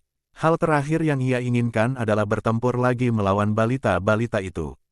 Setelah menuliskan nama keluarganya di tanda kurung yang dipilihnya, ia kembali ke tempatnya di bawah sorak-sorai rekan satu tim dan para tetua. Sama seperti dirinya, mereka juga merasa senang dengan pilihannya. Namun, untuk alasan yang berbeda. Tak lama kemudian, tim berikutnya mengirimkan kapten mereka ke atas panggung. Ia tidak tampak setenang dan sesantai Felix, tetapi ia tetap berhasil memilih nomor dan menulis nama timnya di papan tulis. Beruntungnya bagi timnya, mereka tidak memilih 4 tanda kurung terkutuk atau mendarat di pihak yang sama dengan tim Felix. Setelah itu, kapten tim terus maju satu persatu dan mengisi papan tulis kosong dengan nama-nama. Ada yang kurang beruntung dan ada yang beruntung. Sebagai bukti bahwa pengundian itu tidak diatur dalam cara atau bentuk apapun, keluarga Walton, salah satu kandidat terkuat pemenang kompetisi, benar-benar mendarat di salah satu tanda kurung terkutuk. Tentu saja, mereka bisa dengan mudah lolos, terutama setelah ditempatkan melawan tim biasa. Namun, itu tidak akan terjadi tanpa memperlihatkan kemampuan mereka. Itu akan memberi sedikit keunggulan atas lawan mereka. Di sisi lain, Hilton mendarat di sisi lain papan yang jauh dari Maxwell. Satu-satunya cara bagi mereka untuk bertemu adalah selama final. Bagi para tetua, tak jadi soal apakah mereka bertemu di perempat final atau final, asalkan mereka bertemu, mereka akan menyapu bersih pertandingan. Setelah beberapa jam, pertemuan berakhir dan semua orang segera pulang bersama rekan tim baru mereka. Mereka harus berusaha sebaik mungkin untuk memahami dan beradaptasi dengan kemampuan masing-masing. Itu akan memakan banyak waktu. Namun, mereka hanya punya waktu setengah hari untuk mewujudkannya, karena besok pagi pertempuran akan resmi dimulai. Ten Jones menjelaskan bahwa pertarungan hanya akan berlangsung satu ronde. Ini berarti setiap tim hanya memiliki satu kesempatan untuk menang dan naik ke babak berikutnya. Jika kalah, Anda kalah. Kini semua tim tengah bergegas mempersiapkan diri untuk besok, termasuk tim Maxwells. Selamat pagi Amerika, seorang penyiar yang tampan tersenyum ke arah kamera dan berkata, di belakang saya berdiri 10 tim yang terdiri dari para bloodliner terbaik di seluruh negara bagian. Namun, hanya satu tim yang dapat dipilih untuk mewakili kita melawan dunia. Dia mengulurkan jarinya, tapi pertama-tama, mari kita dengarkan apa yang dikatakan presiden kita pada hari yang mulia ini. Benar saja, Presiden AS berdiri di panggung yang sama seperti kemarin di depan podium. Para wartawan berkumpul di sekitarnya, mengambil gambar dirinya dan tokoh-tokoh berwibawa di belakangnya. Sementara itu, para tim berbaris rapi di bawah panggung bersama para tetua dan instruktur seperti kemarin. Di sisi lain, stadion penuh sesak dengan penonton seperti pertandingan bola basket.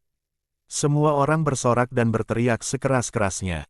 "Intip, semangat!" Akan tetapi, mereka segera berangsur-angsur tenang setelah melihat Presiden mengetuk mikrofon pelan dengan jarinya, menyatakan keinginannya untuk berbicara. "Selamat pagi, warga Amerika." Presiden tersenyum dan berkata, "Hari ini akan terukir dalam memori dan buku sejarah kita selamanya. Kita semua harus bersyukur menjadi bagian darinya." Ia menatap kamera dan melanjutkan, "Turnamen ini diharapkan akan memberi kita tim garis keturunan AS pertama yang akan mendominasi seluruh dunia, dan juga peradaban di luar tata surya kita. Mari kita bersikap realistis sejenak." Ia berhenti sejenak, "Kita telah terpapar pada alam semesta selama sekitar 1 tahun atau lebih, dan berdasarkan apa yang telah kita lihat, kita tertinggal dalam segala hal." Ia mulai menyebutkan beberapa hal, sumber daya, bakat, reputasi, kekuatan, dan yang terpenting teknologi. Benar-benar bosan, Felix terus menguap sambil mendengarkan pidato panjang ini untuk kedua kalinya. Dia tahu bahwa Presiden akan terus berbicara selama sekitar setengah jam sampai kepala mereka mulai mengepulkan asap. Namun, dia hanya bisa mengeluh dalam hati sambil menunggu sampai dia selesai. Sesuai dugaannya, pidatonya berakhir setengah jam kemudian hanya setelah Presiden mulai mendapat sinyal untuk mengakhirinya. "Terima kasih atas waktu Anda dan Tuhan memberkati Amerika." Presiden melambaikan tangannya ke udara, menanggapi sorak-sorai penonton. Ia segera meninggalkan panggung ditemani oleh orang-orangnya.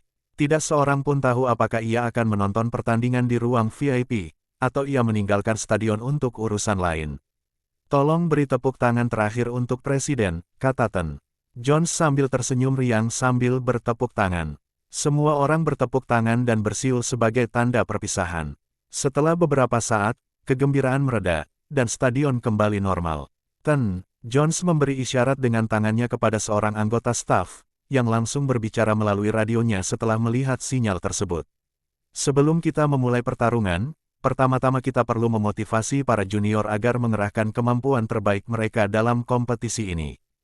Tuan Jones tersenyum misterius dan berkata, "Itulah sebabnya kami memberikan hadiah kepada tim juara." Dengan gembira, para junior memusatkan perhatian mereka pada 10 anggota staf yang membawa kotak-kotak hitam kecil di atas bantal merah sambil menaiki tangga panggung. Setelah mereka mengambil posisi di sebelah Ten Jones, ia meminta, "Tolong buka kotak-kotak itu."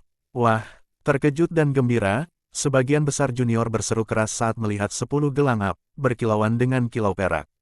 Begitulah reaksi para junior yang bersentuhan langsung dengan gelang up hampir sepanjang waktu. Belum lagi orang awam yang sama sekali tak pernah melihatnya di luar layar. Stadion bergemuruh, mata para penonton bersinar penuh keserakahan dan iri hati, seolah-olah gelang itu adalah ramuan keabadian. Setelah melihat reaksi yang begitu hebat dari orang banyak, Tuan Jones segera memerintahkan staf untuk menutup kotak-kotak itu dan membawanya pergi. Entahlah apakah semua orang akan mulai melompat dari tempat duduk, menyerbu arena untuk mencurinya. Mengolok-olok orang biasa yang mungkin tidak akan menyentuh gelang up sampai 10 tahun atau lebih, adalah tindakan yang cukup bodoh. Mari kita mulai pertarungannya. Dalam upaya untuk mengubah situasi menjadi lebih baik, Ten Jones dengan gegabah memulai turnamen. Para junior mengikuti para senior dan instruktur mereka keluar dari arena, menuju area istirahat tim mereka sendiri. Tak lama kemudian, para anggota staf datang dan membongkar panggung kayu, membersihkan arena dari segala rintangan. 15 menit kemudian, Felix saat ini sedang duduk di bangku, menyaksikan dua tim, masing-masing berdiri di ujung arena. Ingatannya agak kabur tentang nama-nama Bloodliners di turnamen ini, kecuali satu orang, yang meninggalkan kesan mendalam di kehidupan sebelumnya. Sisanya benar-benar asing di matanya. Meski begitu, ia masih ingat tim mana yang menang dan kalah, dan siapa yang berhasil masuk final. Seperti yang ia ingat, tim pertama yang bertarung adalah The Waltons vs Alabama Team. Penempatan turnamen pada pertandingan ini tetap sama bahkan dalam rentang waktu ini, sedangkan sisanya.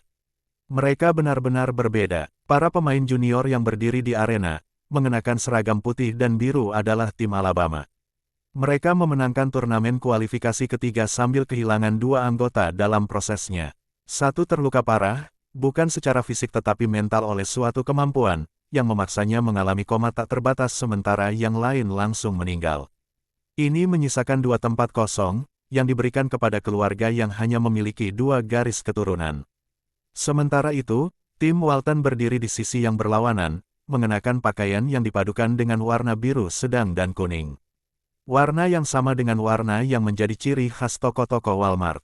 Benar, jaringan Walmart yang terkenal itu milik mereka. Mereka adalah salah satu keluarga terkaya di dunia. Kekayaan mereka jauh melampaui gabungan kekayaan keluarga Maxwell dan Hilton. Meskipun demikian, memiliki afinitas dan kebangkitan yang baik tidak ada hubungannya dengan kekayaan.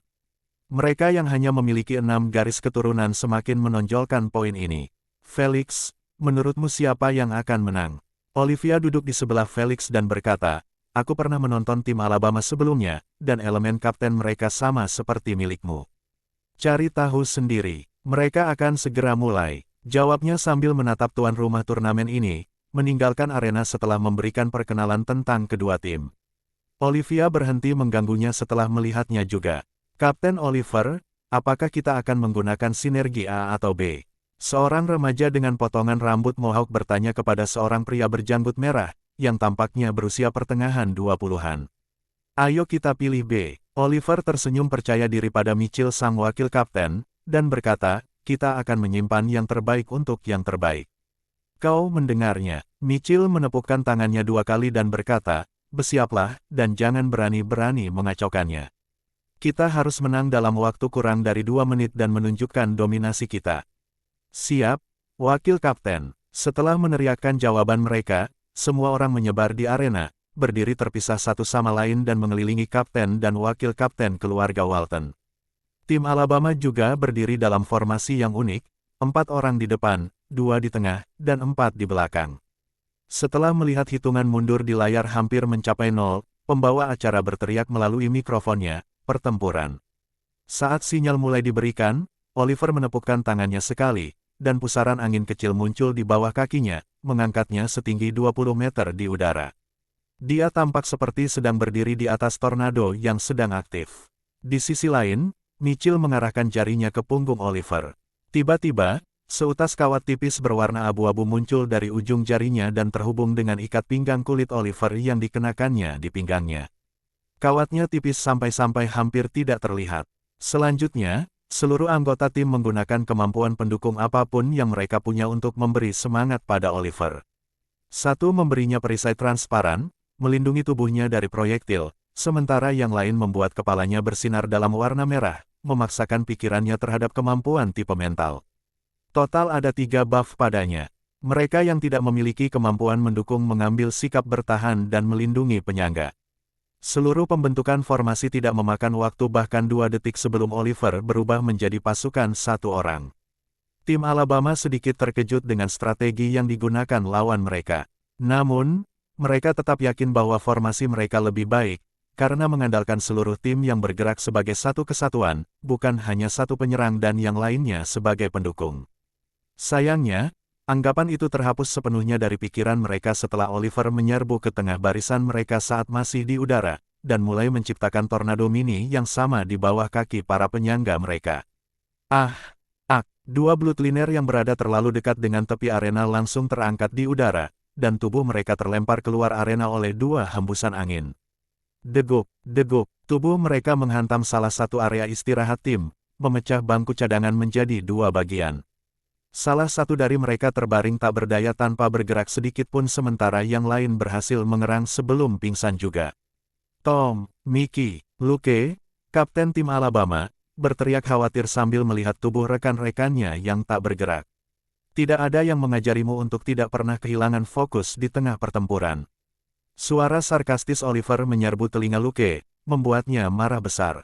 Namun, menjadi marah tidak akan membantunya mencapai Oliver yang berada 20 meter di atas mereka. Dia adalah elementalis racun seperti Felix, tetapi kemampuannya berpusat pada pertarungan jarak dekat. Sama seperti 3 petarung jarak dekat lainnya dalam timnya, mereka sama sekali tidak berdaya menghadapi gaya bertarung jarak jauh Oliver. Akan tetapi, kemampuan mereka mungkin tidak berguna melawan Oliver, hal yang sama tidak dapat dikatakan terhadap anggota tim Walton lainnya. Luke segera memberikan perintah kepada para penjaga di timnya untuk fokus pada Oliver sementara mereka mencoba menyingkirkan rekan satu timnya. Dia tahu bahwa berdasarkan banyaknya buff pada Oliver, serangan rekan satu tim rangernya tidak akan melukainya sekarang. Namun, selama mereka menahannya, dia yakin bisa menangani para pendukung Walton. Arena itu cukup besar, hampir setengah ukuran lapangan sepak bola pada umumnya. Jadi mereka harus berlari cepat untuk mencapai ujungnya di mana anggota tim Walton masih berdiri dalam formasi. Oliver tertinggal diserang oleh rentetan kemampuan elemen. Ia harus menghindari beberapa di antaranya karena perisainya tidak akan mampu menahannya selama rentetan serangan. Bahkan ketika situasinya jelas-jelas memburuk, Oliver masih memiliki senyum percaya diri di wajahnya seperti semuanya sesuai rencananya. Saat Luke dan 3 orang lainnya berhasil mencapai ujung arena, mereka berpencar, masing-masing membidik target tertentu. Sang kapten terus maju sambil membidik Mitchell, yang berdiri di tengah formasi sendirian. Luke membuka mulutnya, memperlihatkan 2 taring panjang yang mematikan sambil berlari ke arah Mitchell, ingin menggigitnya. Dia tahu bahwa satu gigitan sudah cukup untuk memastikan kemenangannya. Namun, alih-alih melihat ekspresi ketakutan pada lawannya, dia hanya melihatnya menyeringai sombong sambil menekuk jarinya yang terentang. Suara mendesing. Bersamaan dengan itu, suara angin terdengar di belakang Luke, mirip sesuatu yang berat yang diseret. Terganggu oleh suara yang tiba-tiba itu, dia menoleh, dan apa yang muncul di pandangannya membuat seluruh tubuhnya gemetar. Dia bukan satu-satunya yang terkejut oleh pemandangan itu, sebab rekan-rekan setimnya di arena semua menghentikan apapun yang sedang mereka lakukan dan terus menatap dengan mulut ternganga ke arah tubuh Oliver yang terlipat menjadi 2 sambil ditarik dengan cepat di pinggangnya ke arah Mitchell. Dan Luke, tidak seorang pun mengerti apa yang terjadi kecuali Felix dan anggota tim Walton, yang semuanya tersenyum kemenangan. Selamat datang kembali, Kapten. Mitchell tertawa sambil bertanya pada Oliver, yang berhenti tepat di atas Luke, sudah terbiasa.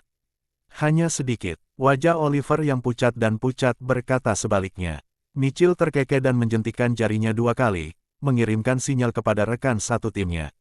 Segera setelah melihatnya, mereka berhenti bertindak defensif dan mengepung keempat anggota tim Alabama, menunggu perintah untuk menyingkirkan mereka.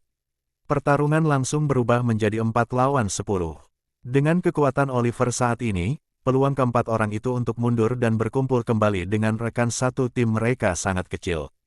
Serangan. Mitchell adalah orang pertama yang bergerak, sambil mengarahkan semua jarinya ke arah Luke, mengirimkan kabel abu-abu ke setiap jari. Luke berusaha menghindar agar tidak tertangkap oleh mereka. Sayangnya, dia terlalu dekat untuk melakukannya. Lengan, kaki, dan terakhir lehernya semuanya diikat dengan kawat tipis itu. Mitchell mengencangkan jari-jarinya sedikit sambil mengancam, menyerahlah atau lehermu akan diiris. Tak peduli dengan darah yang menetes dari leher dan anggota tubuhnya, Luke terus menatap rekan satu timnya yang berusaha sekuat tenaga untuk bertahan hidup dari serangan gencar keluarga Walton, terutama dari Oliver. Jika bukan karena dia, mereka mungkin berhasil berkumpul kembali dengan para penjaga hutan, yang sedang bergegas ke arah mereka. Sayangnya, Oliver ditarik kembali hanya untuk meningkatkan kekuatan ofensif mereka, untuk menyingkirkan mereka dalam satu sapuan penuh. Ark, patah hati mendengar suara kesakitan rekan satu timnya, Luke memejamkan mata sambil bergumam pelan, kita menyerah. Lebih keras, teriak Mitchell sambil mengencangkan kabel lebih erat lagi. Namun, setelah melihat Luke kesulitan bernapas, ia mengendurkan jari-jarinya, menarik kabelnya sekali dan untuk selamanya. Kami, batuk, menyerahlah. Putus asa, Luke berteriak dengan sedikit kesulitan. Tangannya mencengkeram lehernya yang berlumuran darah. Namun, ia tampak lega setelah melihat bahwa para Walton menepati janji mereka dan berhenti menyerang rekan satu timnya. Kalau 2 orang tambahan dari keluarga itu yang dipukuli, dia tidak akan bergeming sama sekali. Sayangnya, mereka berdua tertinggal karena mereka adalah ranger. Teman-temannya yang menghabiskan waktu hampir setahun bersamanya adalah orang-orang yang tertangkap. Dia tidak ingin mereka mati seperti yang terakhir di babak kualifikasi. Pertarungan yang bagus. Oliver melompat dari udara, mendarat di sebelah Luke. Ia menepuk bahu Luke sambil tersenyum sopan dan pergi untuk bergabung dengan rekan satu timnya. Berikan tepuk tangan paling meriah untuk pemenang kalian, keluarga Walton. Pembawa acara naik ke arena sambil mengulurkan tangannya ke tim Walton yang berbaris horizontal dan membungkuk kepada penonton dan kamera. Para penonton tak malu-malu bersorak, meski tim yang kalah merupakan sebagian rakyat jelata. Terganggu oleh suara-suara yang memekakkan telinga, Felix mengusap telinganya sambil berdiri. Ia menatap Olivia yang bertepuk tangan dengan polos dan mendesah. "Oli kecil, tetaplah di belakangku selama pertarungan pertama kita, oke?" Ia memperingatkannya, bertarung secara nyata tidak sama seperti di ruang UVR para tetua. "Jadi tetaplah di sampingku sampai kau terbiasa." Meskipun Felix berkata demikian, dia tahu bahwa Olivia mungkin tidak akan pernah terbiasa dengan perasaan melihat orang lain terluka atau menyakiti mereka sendiri. Dia tidak ragu sedetik pun bahwa dia benar-benar akan pergi menyembuhkan lawan mereka jika salah satu dari mereka dalam kondisi kritis. Dia sudah melakukan hal itu selama pertarungan latihan, dan para tetua sudah lelah memarahinya karena hal itu. "Jangan konyol, bagaimana bisa tabib itu tinggal di satu tempat?" Dia mengacungkan jempol sambil menyeringai percaya diri dan berkata, "Jangan khawatir, aku tahu apa yang kulakukan." Aku meragukannya. Dia tersenyum kecut dan berkata kepada anggota tim lainnya, "Bersiaplah, kita akan berangkat dalam 10 menit." Felix tidak perlu mengingatkan mereka, karena mereka sudah melakukan bagian mereka untuk menenangkan saraf mereka menghadapi pertempuran yang akan datang. Sarah dan Johnson sedang bermeditasi, menarik dan mengembuskan napas dalam-dalam, sementara Noah hanya menatap langit tanpa berpikir. Sementara itu, keempat rakyat jelata, Lexi, Isabella, Dale, dan akhirnya Nathan, tengah berbincang dengan Kenny dengan keakraban yang tak terduga sehingga mereka bisa disangka sebagai teman yang hilang. Astaga, Kenny hanya punya waktu 12 jam untuk masuk ke dalam kelompok mereka dan membuat mereka merasa nyaman di dekatnya. Cara dia berbicara, bergerak, dan bertindak tidak menunjukkan sedikit pun kebanggaan dan keunggulan sebagai pewaris kerajaan bisnis. Tidak heran semua sepupunya memanggilnya si Kenny berwajah 100. Dia bisa membuat orang-orang di sekitarnya tanpa sadar lengah dengan mengubah kepribadiannya untuk melengkapi kepribadian mereka. Setelah melihat tidak ada yang gugup, bahkan Olivia, Felix menganggukkan kepalanya tanda puas. Ia tidak ingin menjadi kapten karena ia harus bertanggung jawab atas mereka, terutama saat para tetua dan instruktur tidak diizinkan berada di dekat area istirahat. Tapi, tampaknya semua orang mengelola dirinya sendiri dengan baik tanpa membuatnya kesal. Setelah 10 menit, arena dibersihkan lagi. Namun, durasi panjang di antara pertempuran itu bukan untuk itu, melainkan untuk iklan TV. Tidak mungkin organisasi itu akan membiarkan hal gratis seperti itu berlalu begitu saja. Turnamen itu disaksikan secara langsung oleh setidaknya 100 juta pemirsa. Siaran langsungnya tidak hanya disiarkan di Amerika, tetapi juga di seluruh dunia. Mayoritas negara menyaksikannya. Lagi pula, bila dibandingkan dengan pertarungan tim nasional lainnya, yang terjadi di sebagian besar negara, turnamen Amerika Serikat, turnamen China, dan terakhir turnamen Eropa, merupakan yang paling populer. Saat ini, satu-satunya turnamen nasional yang tersisa adalah AS dan beberapa negara kecil. Bagaimana dengan yang lainnya? Mereka sudah menyelesaikannya 15 hari sebelumnya dan memilih tim yang akan mereka kirim untuk mewakili mereka. Ini berarti pertarungan Felix yang akan datang benar-benar mempunyai jumlah penonton lebih banyak daripada gabungan kedua pertandingannya di SG. Ini adalah salah satu alasan mengapa Felix berpikir bahwa rekan satu timnya mungkin akan menjadi gugup dalam pertarungan dan memaksanya untuk melakukan gerakan yang tidak perlu. Untungnya, mereka tampak tidak terganggu. Kedua tim silakan maju ke arena. Pinta pembawa acara sambil mengarahkan mikrofonnya ke area istirahat The Maxwells dan Lauders. "Ayo pergi." Dengan acuh tak acuh, Felix berjalan terlebih dahulu menuju arena sementara di belakangnya ada Noah yang tanpa ekspresi, Olivia yang ceria, Kenny yang berwajah 100, dan yang lainnya. Sorak-sorai bercampur cemoohan menghujani mereka dan juga tim lain, yang berjalan di sisi seberang arena.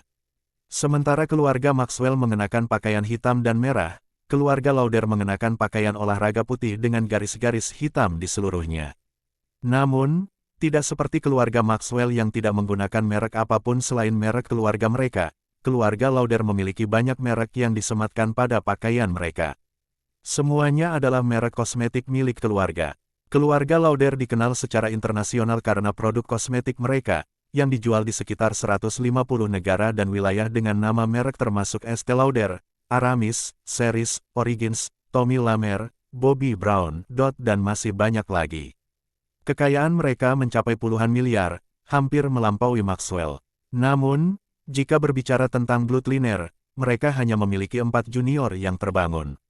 Untungnya, mereka hampir memenuhi persyaratan untuk mempertahankan nama tim mereka alih-alih bergabung dengan tim biasa seperti 3 keluarga lainnya.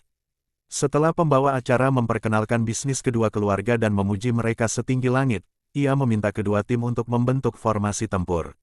Formasi A, menyebar. Seorang gadis pirang tinggi yang anggun menepukkan tangannya sekali, dan para junior yang berada di dekatnya, semua pergi ke posisi mereka tanpa mengeluarkan suara sedikitpun. 5 junior berdiri bersebelahan di garis depan, sementara 4 lainnya membentuk formasi persegi di sekitar kapten mereka, menempatkannya di tengah. Sepertinya kapten mereka adalah seorang pendukung atau penjaga yang memiliki banyak tindakan pertahanan untuknya. Bersamaan dengan itu, keluarga Maxwell menyebar dalam formasi dasar yang sudah dikenal. Noah, Nathan, dan Dale berdiri di depan, sementara Olivia, Lexi, dan Felix berada tepat di belakang mereka. Lexi dan Olivia adalah satu-satunya bloodline yang mendukung dalam tim. Olivia lebih seperti penyembuh sementara Lexi bertindak seperti penyangga, memberikan perisai, perlindungan, buff kecepatan, dan semacamnya. Meskipun begitu, ia hanya memiliki satu kemampuan. Alasan Felix berdiri bersama mereka adalah untuk bertindak sebagai pengawal mereka. Selama dia bersama mereka, mereka tidak akan kehilangan sehelai rambut pun. Di sisi lain, Sarah dan Isabella berada hanya beberapa meter di belakang Felix. Mereka adalah satu-satunya penjaga elemen dalam tim selain Felix. Hal ini membuat Johnson dan Kenny. Keduanya sebenarnya berdiri menjauh dari tim, masing-masing ke arah yang berbeda. Berdasarkan unsur-unsur yang mereka miliki, mereka sudah jelas akan bertindak sebagai pembunuh, yang mengincar garis belakang keluarga Lauder.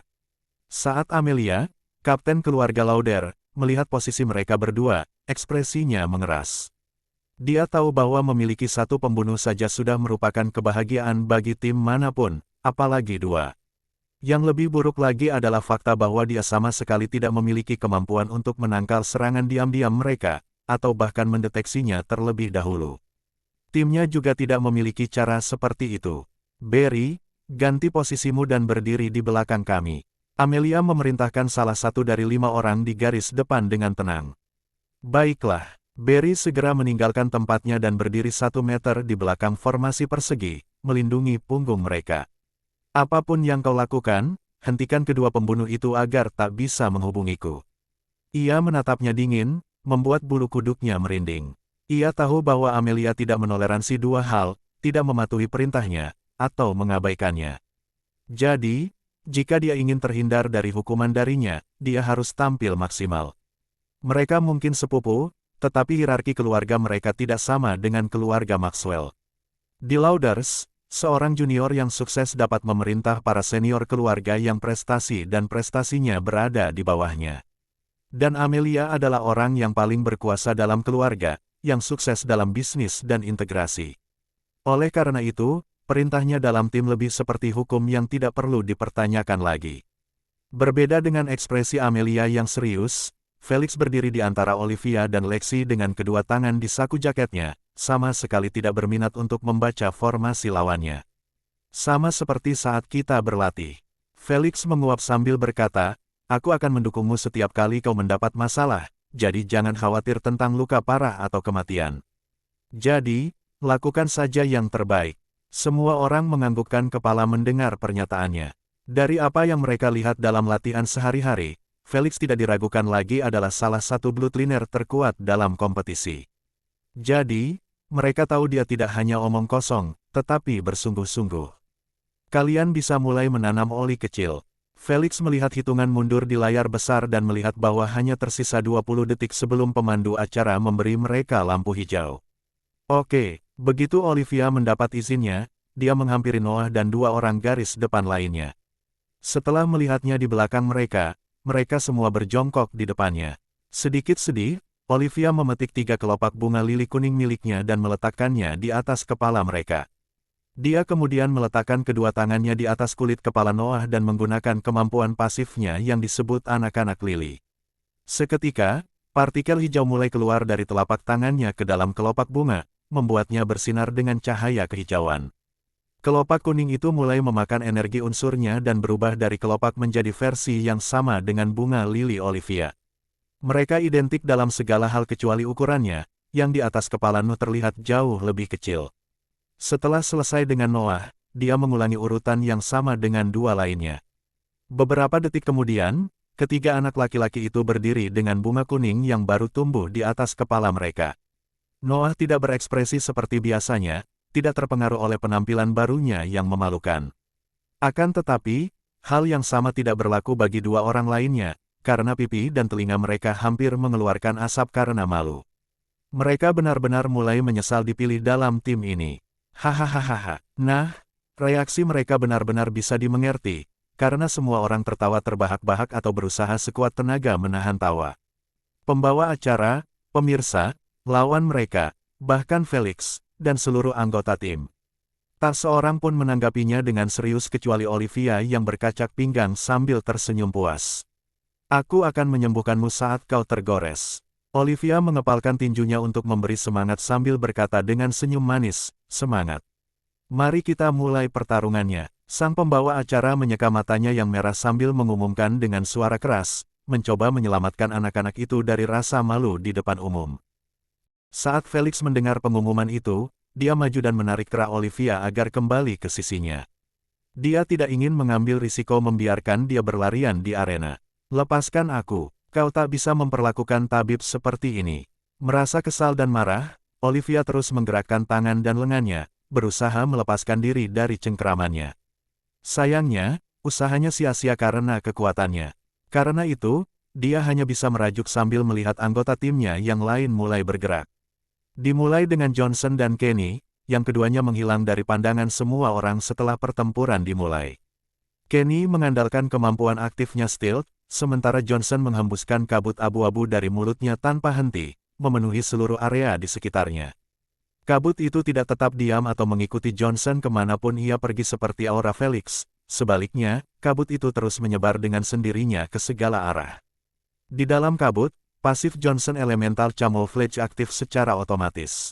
Pasif ini umum di sebagian besar garis keturunan, karena memungkinkan pengguna untuk tetap tidak terdeteksi oleh penglihatan apapun dengan menggabungkan energi elemental yang dilepaskan dengan auranya.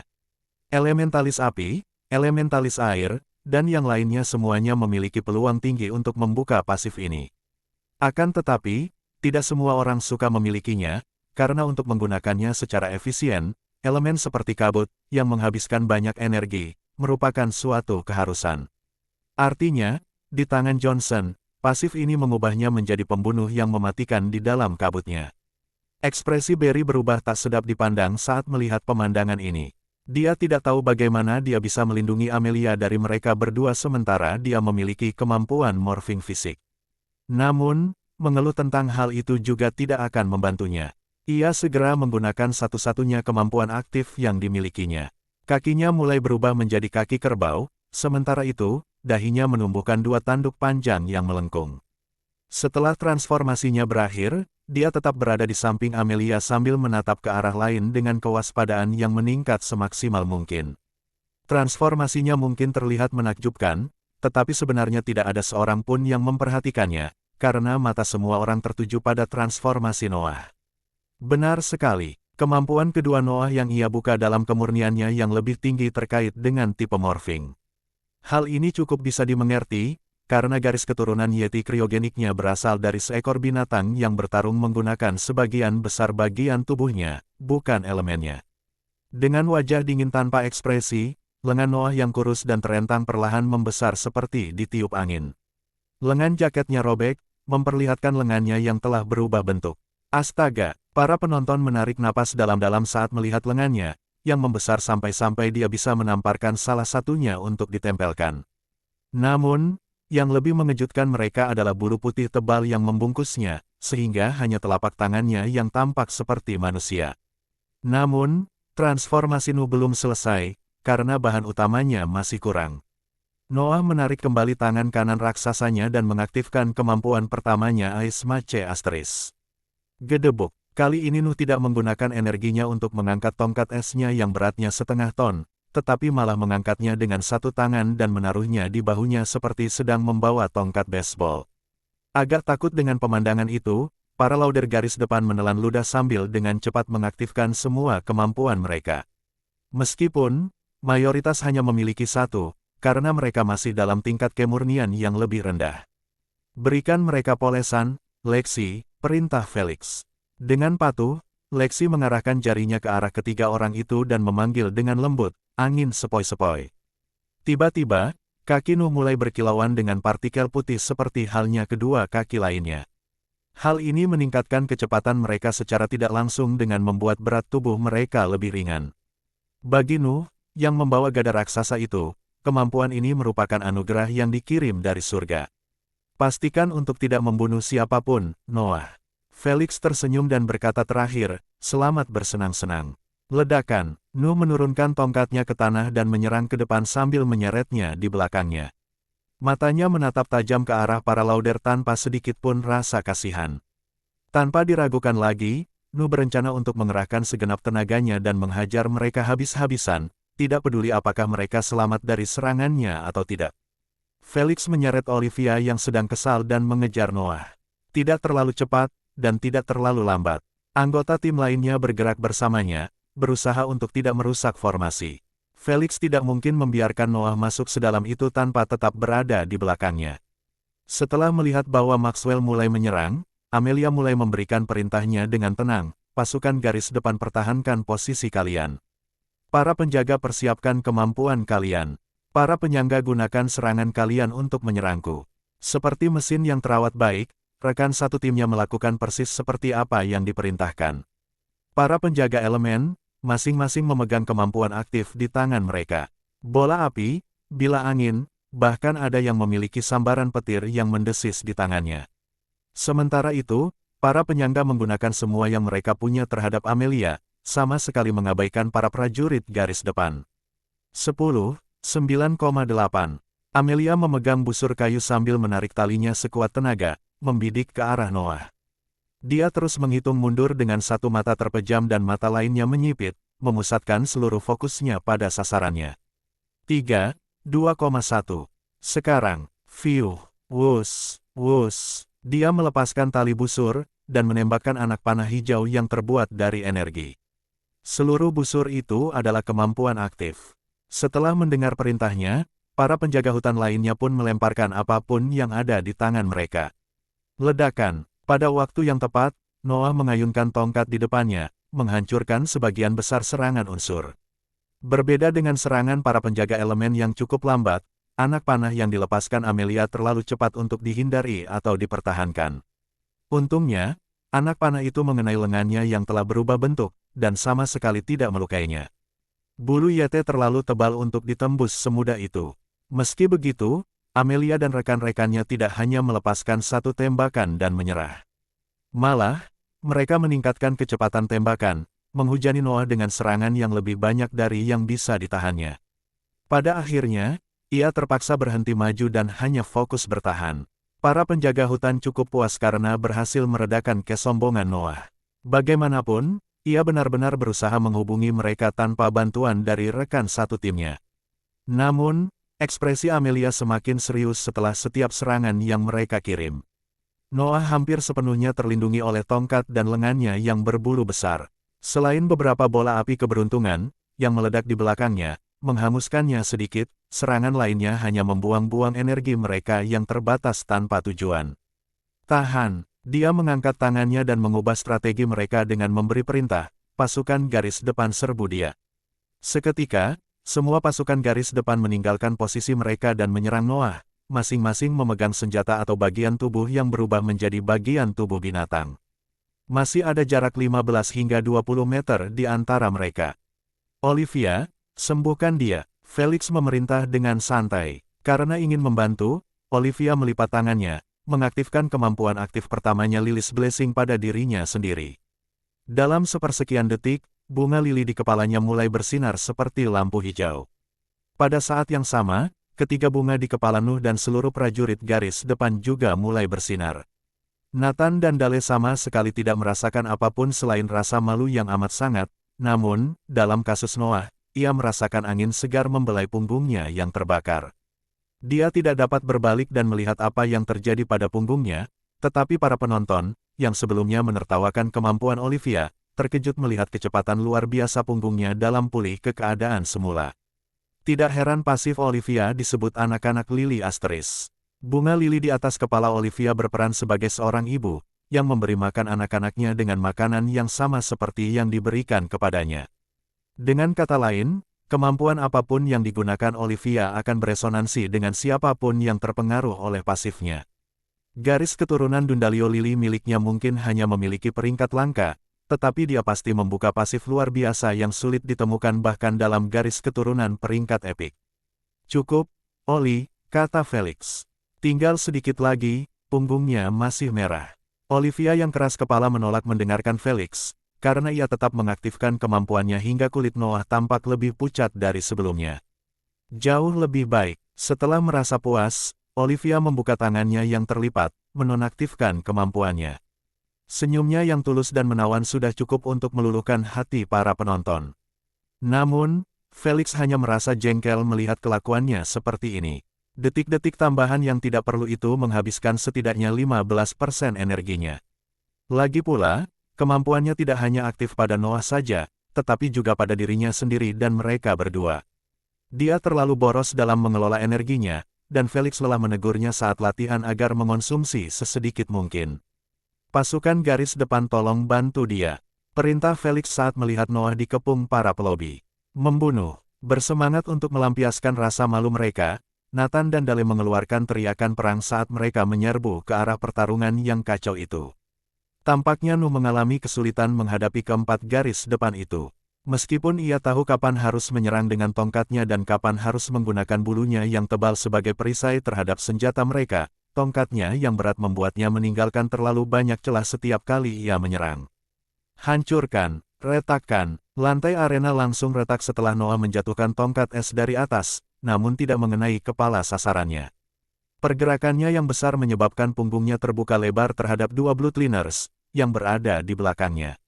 Iris, benturan, karena tidak dapat bereaksi tepat waktu, serangan pedang berhasil mengiris punggung Noah, meninggalkan semburan darah yang panjang. Namun, serangan lainnya berhasil diblokir oleh perisai metalik abu-abu milik Nathan.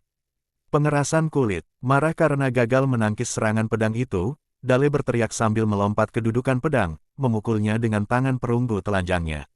Pukulan, pukulan, ark. Tinjunya mungkin kosong, tetapi pastinya ia menghasilkan banyak kerusakan, karena dua pukulan yang dilancarkannya berhasil mematahkan rahang bloodliner itu dan juga gigi depannya. Sekarang pertarungan berubah menjadi Noah melawan dua orang, sementara Nathan dan Dale menahan dua orang lainnya. Meski punggungnya terluka parah dan berdarah, Nuh tidak menangis maupun mengerang. Ia hanya mengangkat tongkat beratnya dan terus bertarung melawan dua orang lainnya, bahkan lebih ganas dari sebelumnya. Hal ini bukan disebabkan oleh toleransinya terhadap rasa sakit atau keberaniannya, melainkan karena kemampuan pasifnya, Blood Rush Asteris. Semakin banyak luka yang dideritanya, semakin cepat dan kuat serangannya. Dia benar-benar mulai menyerupai orang barbar Gletser meskipun dia tampak lebih seperti Pangeran Es.